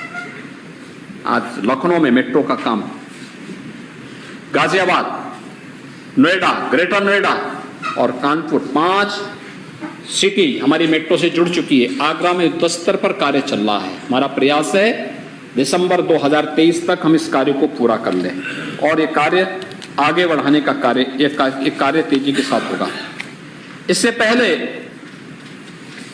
अन्य शहरों में भी मेट्रो या रोपवे के निर्माण की कार्रवाई को आगे बढ़ाने का कार्य हो रहा है। ग्रामीण विकास सेक्टर में नीति आयोग ने जो एस्पिरेशनल डिस्ट्रिक्ट घोषित किए थे, देश के अंदर 112 जनपद एस्पिरेशनल डिस्ट्रिक्ट घोषित हुए थे। महोदय, ये वे जनपद हैं जिन जनपदों में विकास पिछड़ गया था, वे कोसों दूर थे। उन जनपदों को विकास की मुख्य धारा से जोड़ना था। 8 जनपद, उन 112 देश के 112 जनपदों में से 8 यूपी के थे, जिसमें सिद्धार्थनगर, बलरामपुर, श्रावस्ती, बहराइच, चंदौली, सोनभद्र, चित्रकूट और फतेहपुर, 8 जनपद थे। इन 8 जनपदों में विकास की जो 5 पैरामीटर उन्होंने तय किए थे, 75 इंडिकेटर्स के साथ, शिक्षा, स्वास्थ्य, कृषि और जल संसाधन, स्किल डेवलपमेंट और रोजगार, फाइनेंशियल इंक्लूजन, इन सभी में ये जनपद पिछड़ गए थे। मुझे बताते हुए प्रसन्नता है, आज जब इसकी रैंकिंग आती है, टॉप 10 जनपद देश के अंदर ऐसे जिन जनपदों ने विकास किया है, विकास की मुख्य धारा के साथ जुड़े हैं, टॉप 10 में 5 उत्तर प्रदेश के 5 शीर्ष जनपदों में उत्तर प्रदेश के 5 जनपद हैं, और टॉप 20 में यूपी के सभी 8 जनपद आते हैं। ये उत्तर प्रदेश की विकास की यात्रा है, और बजट में इस बार हम लोगों ने प्रावधान किया है कि एस्पिरेशनल जनपद डिस्ट्रिक्ट की तर्ज पर एस्पिरेशनल ब्लॉक लेंगे। 100 विकासखंड चयनित हुए हैं, उन पर हमारा कार्य चल रहा है, वही इंडिकेटर तय कर दिए गए हैं, और लगातार एक सीएम फेलो भी वहां इन कार्यों की निगरानी करके सारे डाटा यहां पर उपलब्ध करवाने का कार्य कर रहा है। हम नगरीय क्षेत्र में भी इस व्यवस्था को आगे बढ़ाने का कार्य कर रहे हैं। नगरीय क्षेत्र में आज अवस्थापना सुविधाओं और बुनियादी सुविधाओं में भारी विकास हुआ, ईज ऑफ लिविंग आसान हुआ है। स्मार्ट सिटी, आदरणीय प्रधानमंत्री जी के विजन को प्रभावी ढंग से आगे बढ़ाने का काम हुआ है। ये स्मार्ट सिटी के लिए ICCC का जो निर्माण हुआ है, आज न केवल ट्रैफिक मैनेजमेंट के लिए बल्कि सेफ सिटी के कॉन्सेप्ट को भी पूरा कर रहा है। लगातार इस दिशा में आगे बढ़ रहा है। अनेक योजनाओं को आगे बढ़ाने का कार्य हुआ है। आज उत्तर प्रदेश की 17 के पहले की तुलना में ज्यादा सुंदर और स्वच्छ दिखती है। उत्तर प्रदेश में कोई भी आता है आज के दिन पे कहता सब उत्तर प्रदेश तो बदल गया है, हमारे के बहुत साफ है। ये मैसेज अपने आप में बहुत कुछ कह देता है। और राज्य सरकार ने तय किया है कि हम लोग एस्पिरेशनल विकास खंड की तर्ज पर जो हम लोगों ने नए नगर निकाय बनाए हैं, उन नए नगर निकायों को भी हम 100 ऐसे नगर निकायों को उन्हीं पैरामीटर पर चिन्हित करेंगे जो नीति आयोग ने एस्पिरेशनल डिस्ट्रिक्ट के लिए तय किए थे। उन नगर निकायों को भी हम एस्पिरेशनल नगर निकाय के रूप में चिन्हित करते हुए फिर उनके एक व्यवस्थित विकास की प्रक्रिया के साथ जोड़ने का कार्य करेंगे। और यह भी प्रदेश के अंदर ये कार्य भी आगे बढ़ने जा रहा है। इन कार्यक्रमों को हम आगे बढ़ाने का कार्य करेंगे। ये प्रदेश की इकोनॉमी को एक नई ऊंचाई तक पहुंचाने में अपना योगदान देगा। नई न्यू सिटी के निर्माण के लिए बजट का प्रावधान किया गया है। इसमें आवास विकास को इस बात के लिए वो किया गया है कि वह विकास प्राधिकरण या आवास विकास के माध्यम से न्यू सिटी के निर्माण के लिए आधा पैसा राज्य सरकार देगी, आधा पैसा वे अपने स्रोत से देंगे, या जिन सिटी का विस्तार हुआ है उनके बारे में अवस्थापना सुविधाओं और अन्य सुविधाओं के विकास के लिए इन कार्यक्रमों को आगे बढ़ाने का कार्य करेंगे। इस पर तेजी के साथ आगे कार्य हो रहा है। महोदय, यूपी की कानून व्यवस्था जो विविध सेक्टर थी, इसमें कानून व्यवस्था के बारे में, या पहले मैं इसमें आता हूं अपने पर्यटन और टूरिज्म के उसमें आता हूं।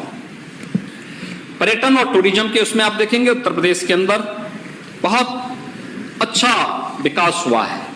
आज काशी में जाएंगे, काशी विश्वनाथ धाम आपको देखने को मिलेगा। आज आप कुशीनगर में आप जाएंगे, भगवान बुद्ध का महापरिनिर्वाण स्थली, वहां पर लोग आकर के विभूत होते हैं। आज आप अयोध्या में आएंगे, हर व्यक्ति अयोध्या के प्रति आकर्षित है। अयोध्या को सरकार सोलर सिटी के रूप में विकसित करने जा रही है। बजट का प्रावधान किया गया है। मां विंध्यवासिनी धाम मिर्जापुर में आप जाएंगे, और इस बार तो उन सभी, क्योंकि हमारा मानना है कि एग्रीकल्चर के बाद सबसे अधिक रोजगार सृजन का जो माध्यम हमारे लिए बन सकता है, उत्तर प्रदेश देश का हृदय स्थल है। उत्तर प्रदेश के अंदर हम इन कार्यक्रमों को आगे बढ़ाने का काम करेंगे, और ये कार्यक्रम तेजी के साथ उत्तर प्रदेश के अंदर रोजगार सृजन का काम भी इसके माध्यम से होगा। राजस्व में वृद्धि भी होगी। प्रयागराज में भव्य और दिव्य कुंभ के लिए 2500 करोड़ रुपए की व्यवस्था की गई है। 25 में कुंभ है, अभी से व्यवस्था 22-23 में 600 करोड़ रुपए से अधिक की व्यवस्था की गई थी। इस बार 2500 करोड़ रुपए की व्यवस्था भी इस बार के बजट में, इस बजट में की गई है। साथ साथ प्रदेश के अंदर मुख्यमंत्री पर्यटन संवर्धन योजना के लिए भी सभी विधानसभा सीटों पर यह कार्य हो सके, इनके लिए हर एक धर्मस्थल को आगे बढ़ाने का कार्य हम लोग आगे बढ़ाने का कार्य कर रहे हैं। प्रदेश के अंदर अलग अलग सर्किट को विकसित करने की कार्रवाई चल रही है। श्रृंगवेरपुर में निषाद राज, बहराइच में महाराज सुहेलदेव, लालापुर में महर्षि वाल्मीकि, राजापुर में संत तुलसीदास जी के, इन सभी, वाराणसी में संत रविदास जी की जन्मस्थली, और इन सभी पूज्य संतों के प्रति अपनी श्रद्धा को व्यक्त करने के कार्यक्रमों को राज्य सरकार ने अपने पर्यटन और संस्कृति के हिस्से का पार्ट बनाया है, और उसको हम तेजी के साथ आगे बढ़ाने का काम करेंगे। बहुत सारी योजनाएं यहाँ पे इसमें दी गई हैं। शक्तिपीठ मां शाकंभरी के लिए भी पैसे की व्यवस्था की गई है। उत्तर प्रदेश में इको टूरिज्म के लिए धनराशि की व्यवस्था की गई है। बौद्ध परिपथ के लिए, बुंदेलखंड के लिए, बुंदेलखंड के सभी किलों को, पर्यटन सुविधाओं को विकसित करने के लिए, सुख तीर्थ के लिए, नैमिषारण्य के लिए, प्रयागराज में कुंभ के अतिरिक्त कार्यों के लिए भी धनराशि की व्यवस्था पर्यटन विभाग के मद में करने का प्रयास किया गया है। अयोध्या, चित्रकूट और प्रयागराज में भजन संध्या स्थल के निर्माण के लिए भी धनराशि की व्यवस्था की गई है। और सीतापुर का नैमिषारण्य, यह भारत की अतीत के साथ हमें जोड़ता है। वेद विज्ञान का एक इंस्टीट्यूशन यहाँ पे स्थापित होगा, इसके लिए भी व्यवस्था बजट में की गई है। तो हम अतीत और वर्तमान दोनों को जोड़ते हुए कार्यक्रम को आगे बढ़ाने का कार्य कर रहे हैं, और प्रदेश इस दिशा में आगे बढ़ाने का कार्य कर रहे हैं। और महोदय, मैनपुरी में भी हम लोग एक संग्रहालय बनाने जा रहे हैं। मैनपुरी में संग्रहालय का अपना महत्व होगा, और उसमें भी हम लोग कार्यक्रम को आगे बढ़ा रहे हैं। हाँ, वहाँ भी है, बलिया भी है, बलिया भी इसके साथ जुड़ेगा। और मैं धन्यवाद दूंगा कि आपने याद दिला दिया है। मुख्यमंत्री पर्यटन संवर्धन योजना तो इसी के साथ जुड़ती है, इसी के साथ जुड़ती है, और उसमें आपके प्रस्ताव, हर एक माननीय सदस्य के प्रस्ताव लेंगे, जिसके माध्यम से हम लोग इसमें कार्यक्रम को आगे बढ़ाने का काम करेंगे। महोदय, ये सब कार्य इसलिए संभव हो पा रहे हैं क्योंकि हमने प्रदेश की रेवेन्यू को बढ़ाया है। और रेवेन्यू किस हद तक बढ़ा है? कई ज्यादा बढ़ा है। मैं पहले बता चुका हूं कि क्या होता था प्रदेश में। ये जो पैसा, जो लीकेजेस थे, कहां जाता था? इसी से कोई होटल बना रहा है इंग्लैंड में और कोई ऑस्ट्रेलिया में टापू खरीद रहा है। यही पैसा है, राज्य का पैसा है, राज्य की जनता का पैसा है। लेकिन हमने बजट को दोगुना करने में और प्रदेश की अर्थव्यवस्था को विस्तार देने में इस धनराशि का उपयोग किया है। और यह एक, कर चोरी रोकने, लीकेजेज पर प्रभावी अंकुश लगाने और प्रदेश के अंदर वित्तीय प्रबंधन का एक बेहतरीन उदाहरण भी प्रस्तुत किया है। FRBM क्या जो एक्ट है, उस एक्ट के अंतर्गत जो सीमा थी, उत्तर प्रदेश की सीमा के अंतर्गत इन कार्यक्रमों को हम लोगों ने इसके साथ जोड़ा है। और प्रदेश लगातार इस दिशा में आगे बढ़ाने का काम किया है। आज भी प्रदेश के अंदर हम लोगों ने कैपिटल एक्सपेंडिचर के लिए जो व्यवस्था की है, इसमें 1,37,000 करोड़ रुपए से अधिक की राशि है, जो प्रदेश के अंदर इंफ्रास्ट्रक्चर के लिए, जो सर्वाधिक रोजगार उपलब्ध कराएगा, उसके लिए इतनी धनराशि की व्यवस्था इस बजट में की गई है।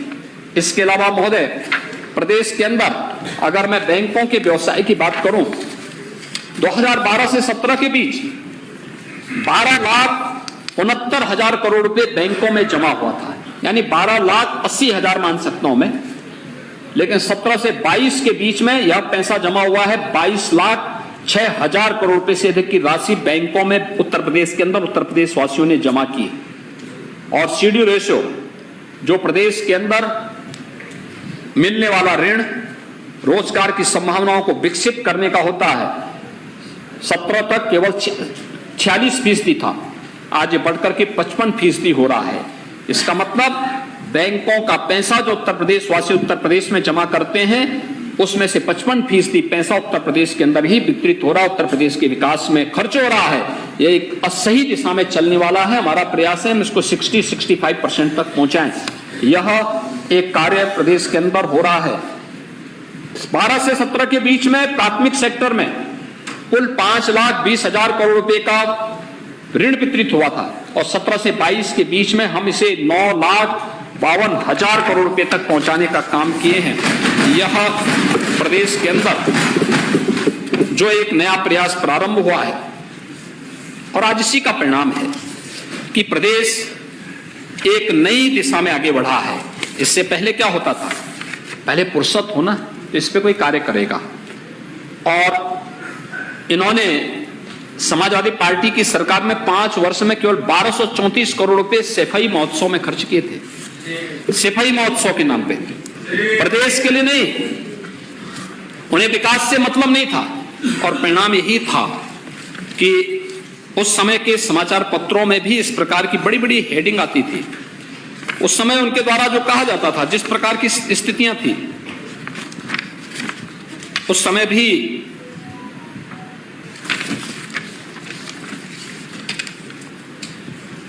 ये है 17 जनवरी 2015 का, विकास के हर मोर्चे पर पिछड़ा यूपी। इंडस्ट्री की विकास दर पिछले साल से कम, सबसे बेहतर स्थिति में सर्विस सेक्टर, लेकिन फिर भी कम। ये उत्तर प्रदेश की स्थिति हुआ करती थी। कृषि क्षेत्र को सबसे तगड़ा झटका, 3.7 से घटेगी विकास दर। ये हमारी विकास दर को पूछ रहे थे। ये उत्तर प्रदेश की स्थिति है। और उस समय के विशेषज्ञ कहते थे कि रोकने होगी कृषि क्षेत्र की बदहाली। किसान आत्महत्या कर रहा था, प्रोक्योरमेंट की कोई पॉलिसी नहीं थी। 15 का ही है, शर्मनाक, लखनऊ देश में सबसे ज्यादा बेरोजगार। ये उत्तर प्रदेश के अंदर थी। बीआरजीएफ घोटाला 15, लुटता रहा सरकारी पैसा, किसी ने देखा नहीं। और खैर, शिक्षा के बारे में समाजवादियों से बोलना तो बेकार ही है। खुदकशी पर सियासत, यानी बदहाल किसान 2015, ये लोग चर्चा कर रहे हैं। यूपीएससी की परीक्षा और अन्य परीक्षाओं के बारे में मैंने आपको बता ही दिया था। 2014 में सूखा, 490 करोड़ मिले पर बंटे नहीं। ये है मई 2015 की। ये प्रदेश के अंदर यही होता था।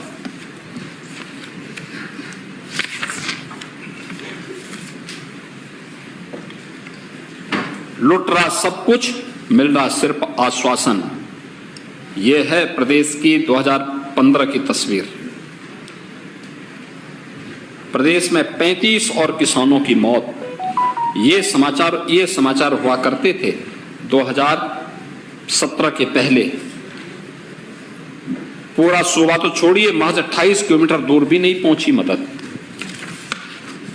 और तत्कालीन सीएम ने स्वीकार किया था, महोदय, कि किसानों के लिए कुछ नहीं कर पाए।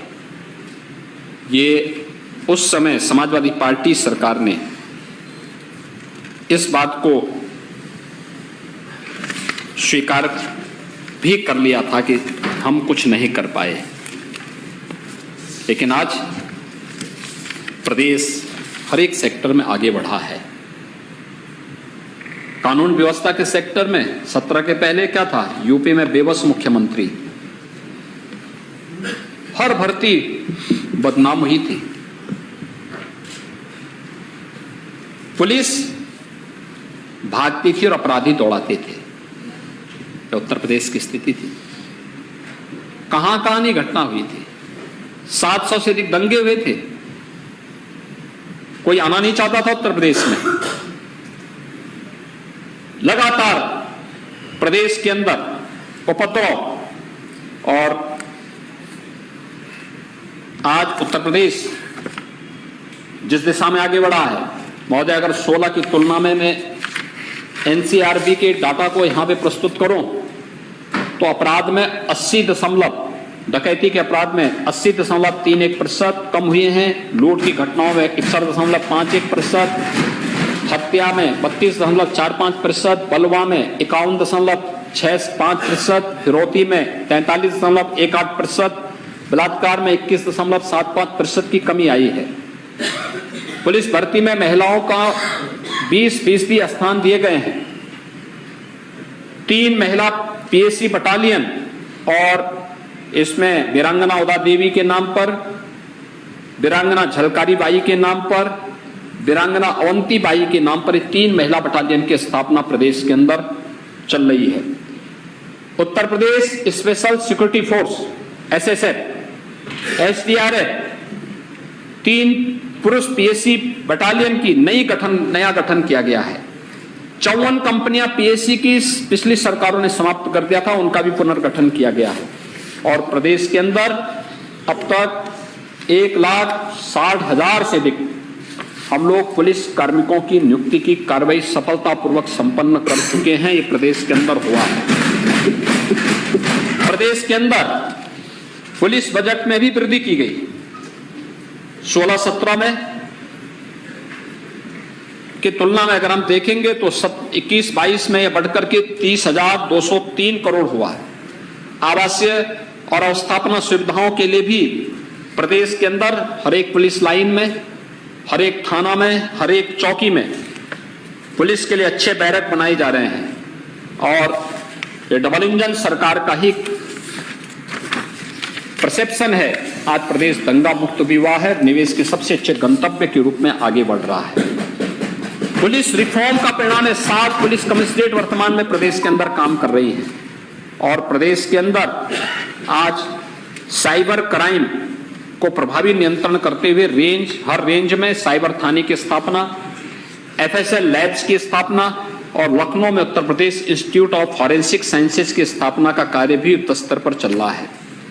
प्रदेश के अंदर अन्य तमाम महत्वपूर्ण कार्यक्रमों को आगे बढ़ाने का कार्य भी इस दिशा में हुआ है और जेल मैनुअल में व्यापक सुधार हुए हैं। प्रदेश के अंदर हम लोगों ने जबरन धर्म परिवर्तन करने का एक अधिनियम भी पारित किया है। इसमें इसको संज्ञेय अपराध की श्रेणी में ला करके इसमें प्रभावी कार्रवाई भी की जा रही है और प्रदेश के अंदर कोतवाल धन सिंह गुर्जर के नाम पर state of art police training school की स्थापना मेरठ में की जा रही है। कार्यक्रम को आगे बढ़ाने का कार्य हो रहा है। धनराशि की व्यवस्था उपलब्ध कराई गई है। प्रदेश के अंदर अन्य प्रदेश को एक अच्छी दिशा में आगे बढ़ाने का काम हो रहा है, लेकिन ये तब हो पाया है जब अपराध और अपराधियों के प्रति जीरो टॉलरेंस की नीति के तहत सरकार कार्य कर रही है, एक सही नियत से काम कर रही है। महोदय, समाजवादी पार्टी की सरकार में क्या होता था? अपराधी तो सत्ता के सरप्रस्त थे ही, देशद्रोही आतंकवादियों के मुकदमे भी वापस ले जाते थे। लखनऊ, वाराणसी, गोरखपुर, बिजनौर, कानपुर, रामपुर, बाराबंकी के जो आतंकी हमले हुए थे, उन अपराधियों, उन आतंकियों के मुकदमों को, जिनके विरुद्ध गंभीर धाराओं में विस्फोटक अधिनियम के अंतर्गत, हत्या, पासपोर्ट अधिनियम के अंतर्गत गंभीर धाराओं में मुकदमे लंबित थे, उनके मुकदमों को वापस करने का दुस्साहस भी समाजवादी पार्टी की सरकार ने किया था। और महोदय, मुझे यानी उस समय न्यायालय ने किस प्रकार की टिप्पणी की थी? उन्होंने, माननीय उच्च न्यायालय ने को एक टिप्पणी करनी पड़ी थी कि उत्तर प्रदेश सरकार द्वारा रिकॉर्ड मांगे जाने पर उसको न्यायालय में प्रस्तुत नहीं किया और न्यायालय को निर्णय लेना पड़ा।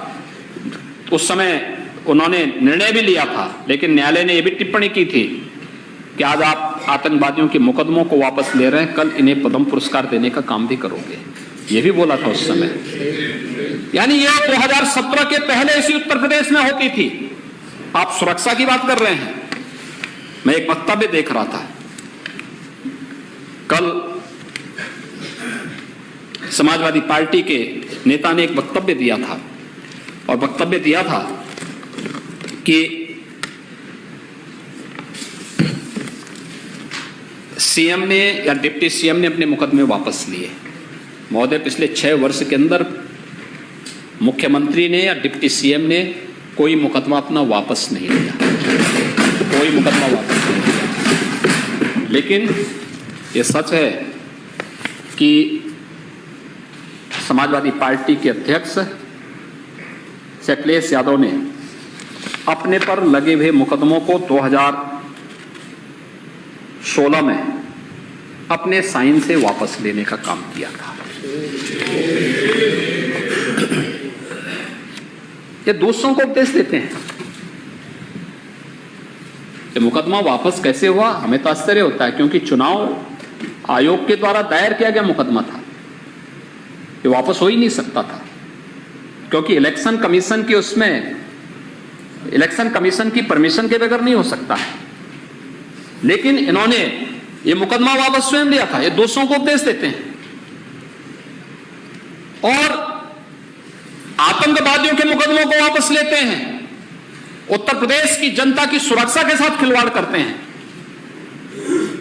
और इसलिए मैं बड़ी विनम्रता के साथ कहना चाहूंगा, आज उत्तर प्रदेश का जो परसेप्शन बदला है, ये सुरक्षा का बेहतर वातावरण, कानून व्यवस्था की बेहतर स्थिति, अपराधियों और भ्रष्टाचार के खिलाफ जो जीरो टॉलरेंस की नीति है, उसका परिणाम है, टीम वर्क का परिणाम है, उत्तर प्रदेश के एक एक नागरिक की दुआ और आदरणीय प्रधानमंत्री जी की प्रेरणा और मार्गदर्शन का परिणाम है। उत्तर प्रदेश आज एक सही दिशा में, सही ट्रैक पर आगे बढ़ चुका है। देश की सबसे बड़ी अर्थव्यवस्था बनने की ओर अग्रसर है और उत्तर प्रदेश को भारत के अर्थव्यवस्था का ग्रोथ इंजन बनने की दिशा में आगे बढ़ाने के लिए यह बजट सदन में प्रस्तुत किया गया और मैं पूरे सदन से ये अनुरोध करूंगा कि नेक नियत से जब कार्य होता है, टीम वर्क के सब कोई कार्य होते हैं, परिणाम भी सामने आएंगे। उसी परिणाम को सामने देने के लिए हमारी सरकार पूरी प्रतिबद्धता, पूरी ईमानदारी के साथ कार्य कर रही है और सभी लोग, खिलाड़ियों के लिए भी काम हुआ है। हर जिले में खेल का मैदान हो रहा है, बन रहा है। हर जिले में खेल का मैदान, खिलाड़ियों में लगभग 600 खिलाड़ियों को हम बहुत शीघ्र नौकरी देने जा रहे हैं। ललित उपाध्याय को डिप्टी एसपी का दे दिया जा चुका है। एक यादव लड़का है, उसको हमने नायब तहसीलदार की नियुक्ति का पत्र दे दिया है। हमने जाति देख करके नहीं दिया, उसके स्किल को देख करके, उसके हुनर को देख करके, उसकी क्षमता को देख करके वो नियुक्ति पत्र दिया है। लगभग 600 के आसपास खिलाड़ियों को नियुक्ति पत्र बहुत शीघ्र देने जा रहे हैं। हर स्तर पर और पदक हर खिलाड़ी के लिए प्रोत्साहन दिया गया है। हर जिले में स्पोर्ट्स यूनिवर्सिटी हमारी मेरठ में बन रही है। स्पोर्ट्स आइटम का सबसे बड़ा केंद्र मेरठ है, उसको हमने प्रोत्साहित करने का काम किया है। हर जिले में स्टेडियम, हर विकास खंड स्तर पर मिनी स्टेडियम बनाने की कार्रवाई, हर गांव में खेल का एक मैदान, ओपन जिम का निर्माण, ये उसी क्रम का खिलाड़ियों को प्रोत्साहित करने और सांसद खेलकूद प्रतियोगिता, ये उसी का परिणाम है जो आदरणीय प्रधानमंत्री जी के अनुकंपा से आगे बढ़ रहा है। और मैं आश्वस्त करता हूं, सरकार किसी भी पक्ष को वंचित नहीं रखेगी शासन की योजनाओं से। हर एक पक्ष को, मैं तो बार बार इस बात को कहता हूं, यह देश राम राज्य की अवधारणा को साकार कर रहा है जब प्रधानमंत्री जी सबका साथ, सबके विकास, सबका विश्वास और सबके प्रयास की बात करते हैं। इस सबका साथ, सबके विकास का मंत्र ही राम राज्य की अवधारणा है और उत्तर प्रदेश इसका अक्षरशः पालन करेगा। इसी मंत्र को फॉलो करते हुए आगे बढ़ेगा और इसी को फॉलो करते हुए आगे बढ़ रहा है। हम मकान देते हैं सबको, किसी की जाति, मत और मजहब नहीं देखते। शौचालय दिया सबको, किसी की जाति, मत और मजहब नहीं देखा। उज्ज्वला योजना के लाभार्थियों को रसोई गैस का कनेक्शन दे रहे हैं। 1,74,00,000 लोगों को उपलब्ध कराया जा चुका है और आने वाले समय में दीपावली और होली पर फ्री में रसोई गैस के सिलेंडर भी उपलब्ध होंगे। इसके लिए बजट का प्रावधान भी बजट में कर दिया गया है। 6,90,000 करोड़ रुपए से अधिक के बजट का प्रावधान ये उसी भाव के साथ किया जा रहा है। हर तबके के लिए भेदभाव किसी के साथ नहीं, किसी प्रकार का कोई भेदभाव नहीं, लेकिन उच्छृंखलता या फिर सुरक्षा के साथ खिलवाड़ यह भी कतई स्वीकार्य नहीं हो सकता है। और जीरो टॉलरेंस की उस नीति के तहत कार्यक्रम को आगे बढ़ाने का जो कार्य हो रहा है वह उत्तर प्रदेश को एक नई पहचान दिलाएगा। मैं इस माननीय सदन से, उच्च सदन से इस बात का अपील करूंगा कि इस बजट को सर्वसम्मति से पास करते हुए उत्तर प्रदेश की जन भावनाओं के अनुरूप हम उत्तर प्रदेश को बना सकें। इस विश्वास के साथ मैं सभापति जी आपको मुझे अवसर देने के लिए हृदय से धन्यवाद देता हूं।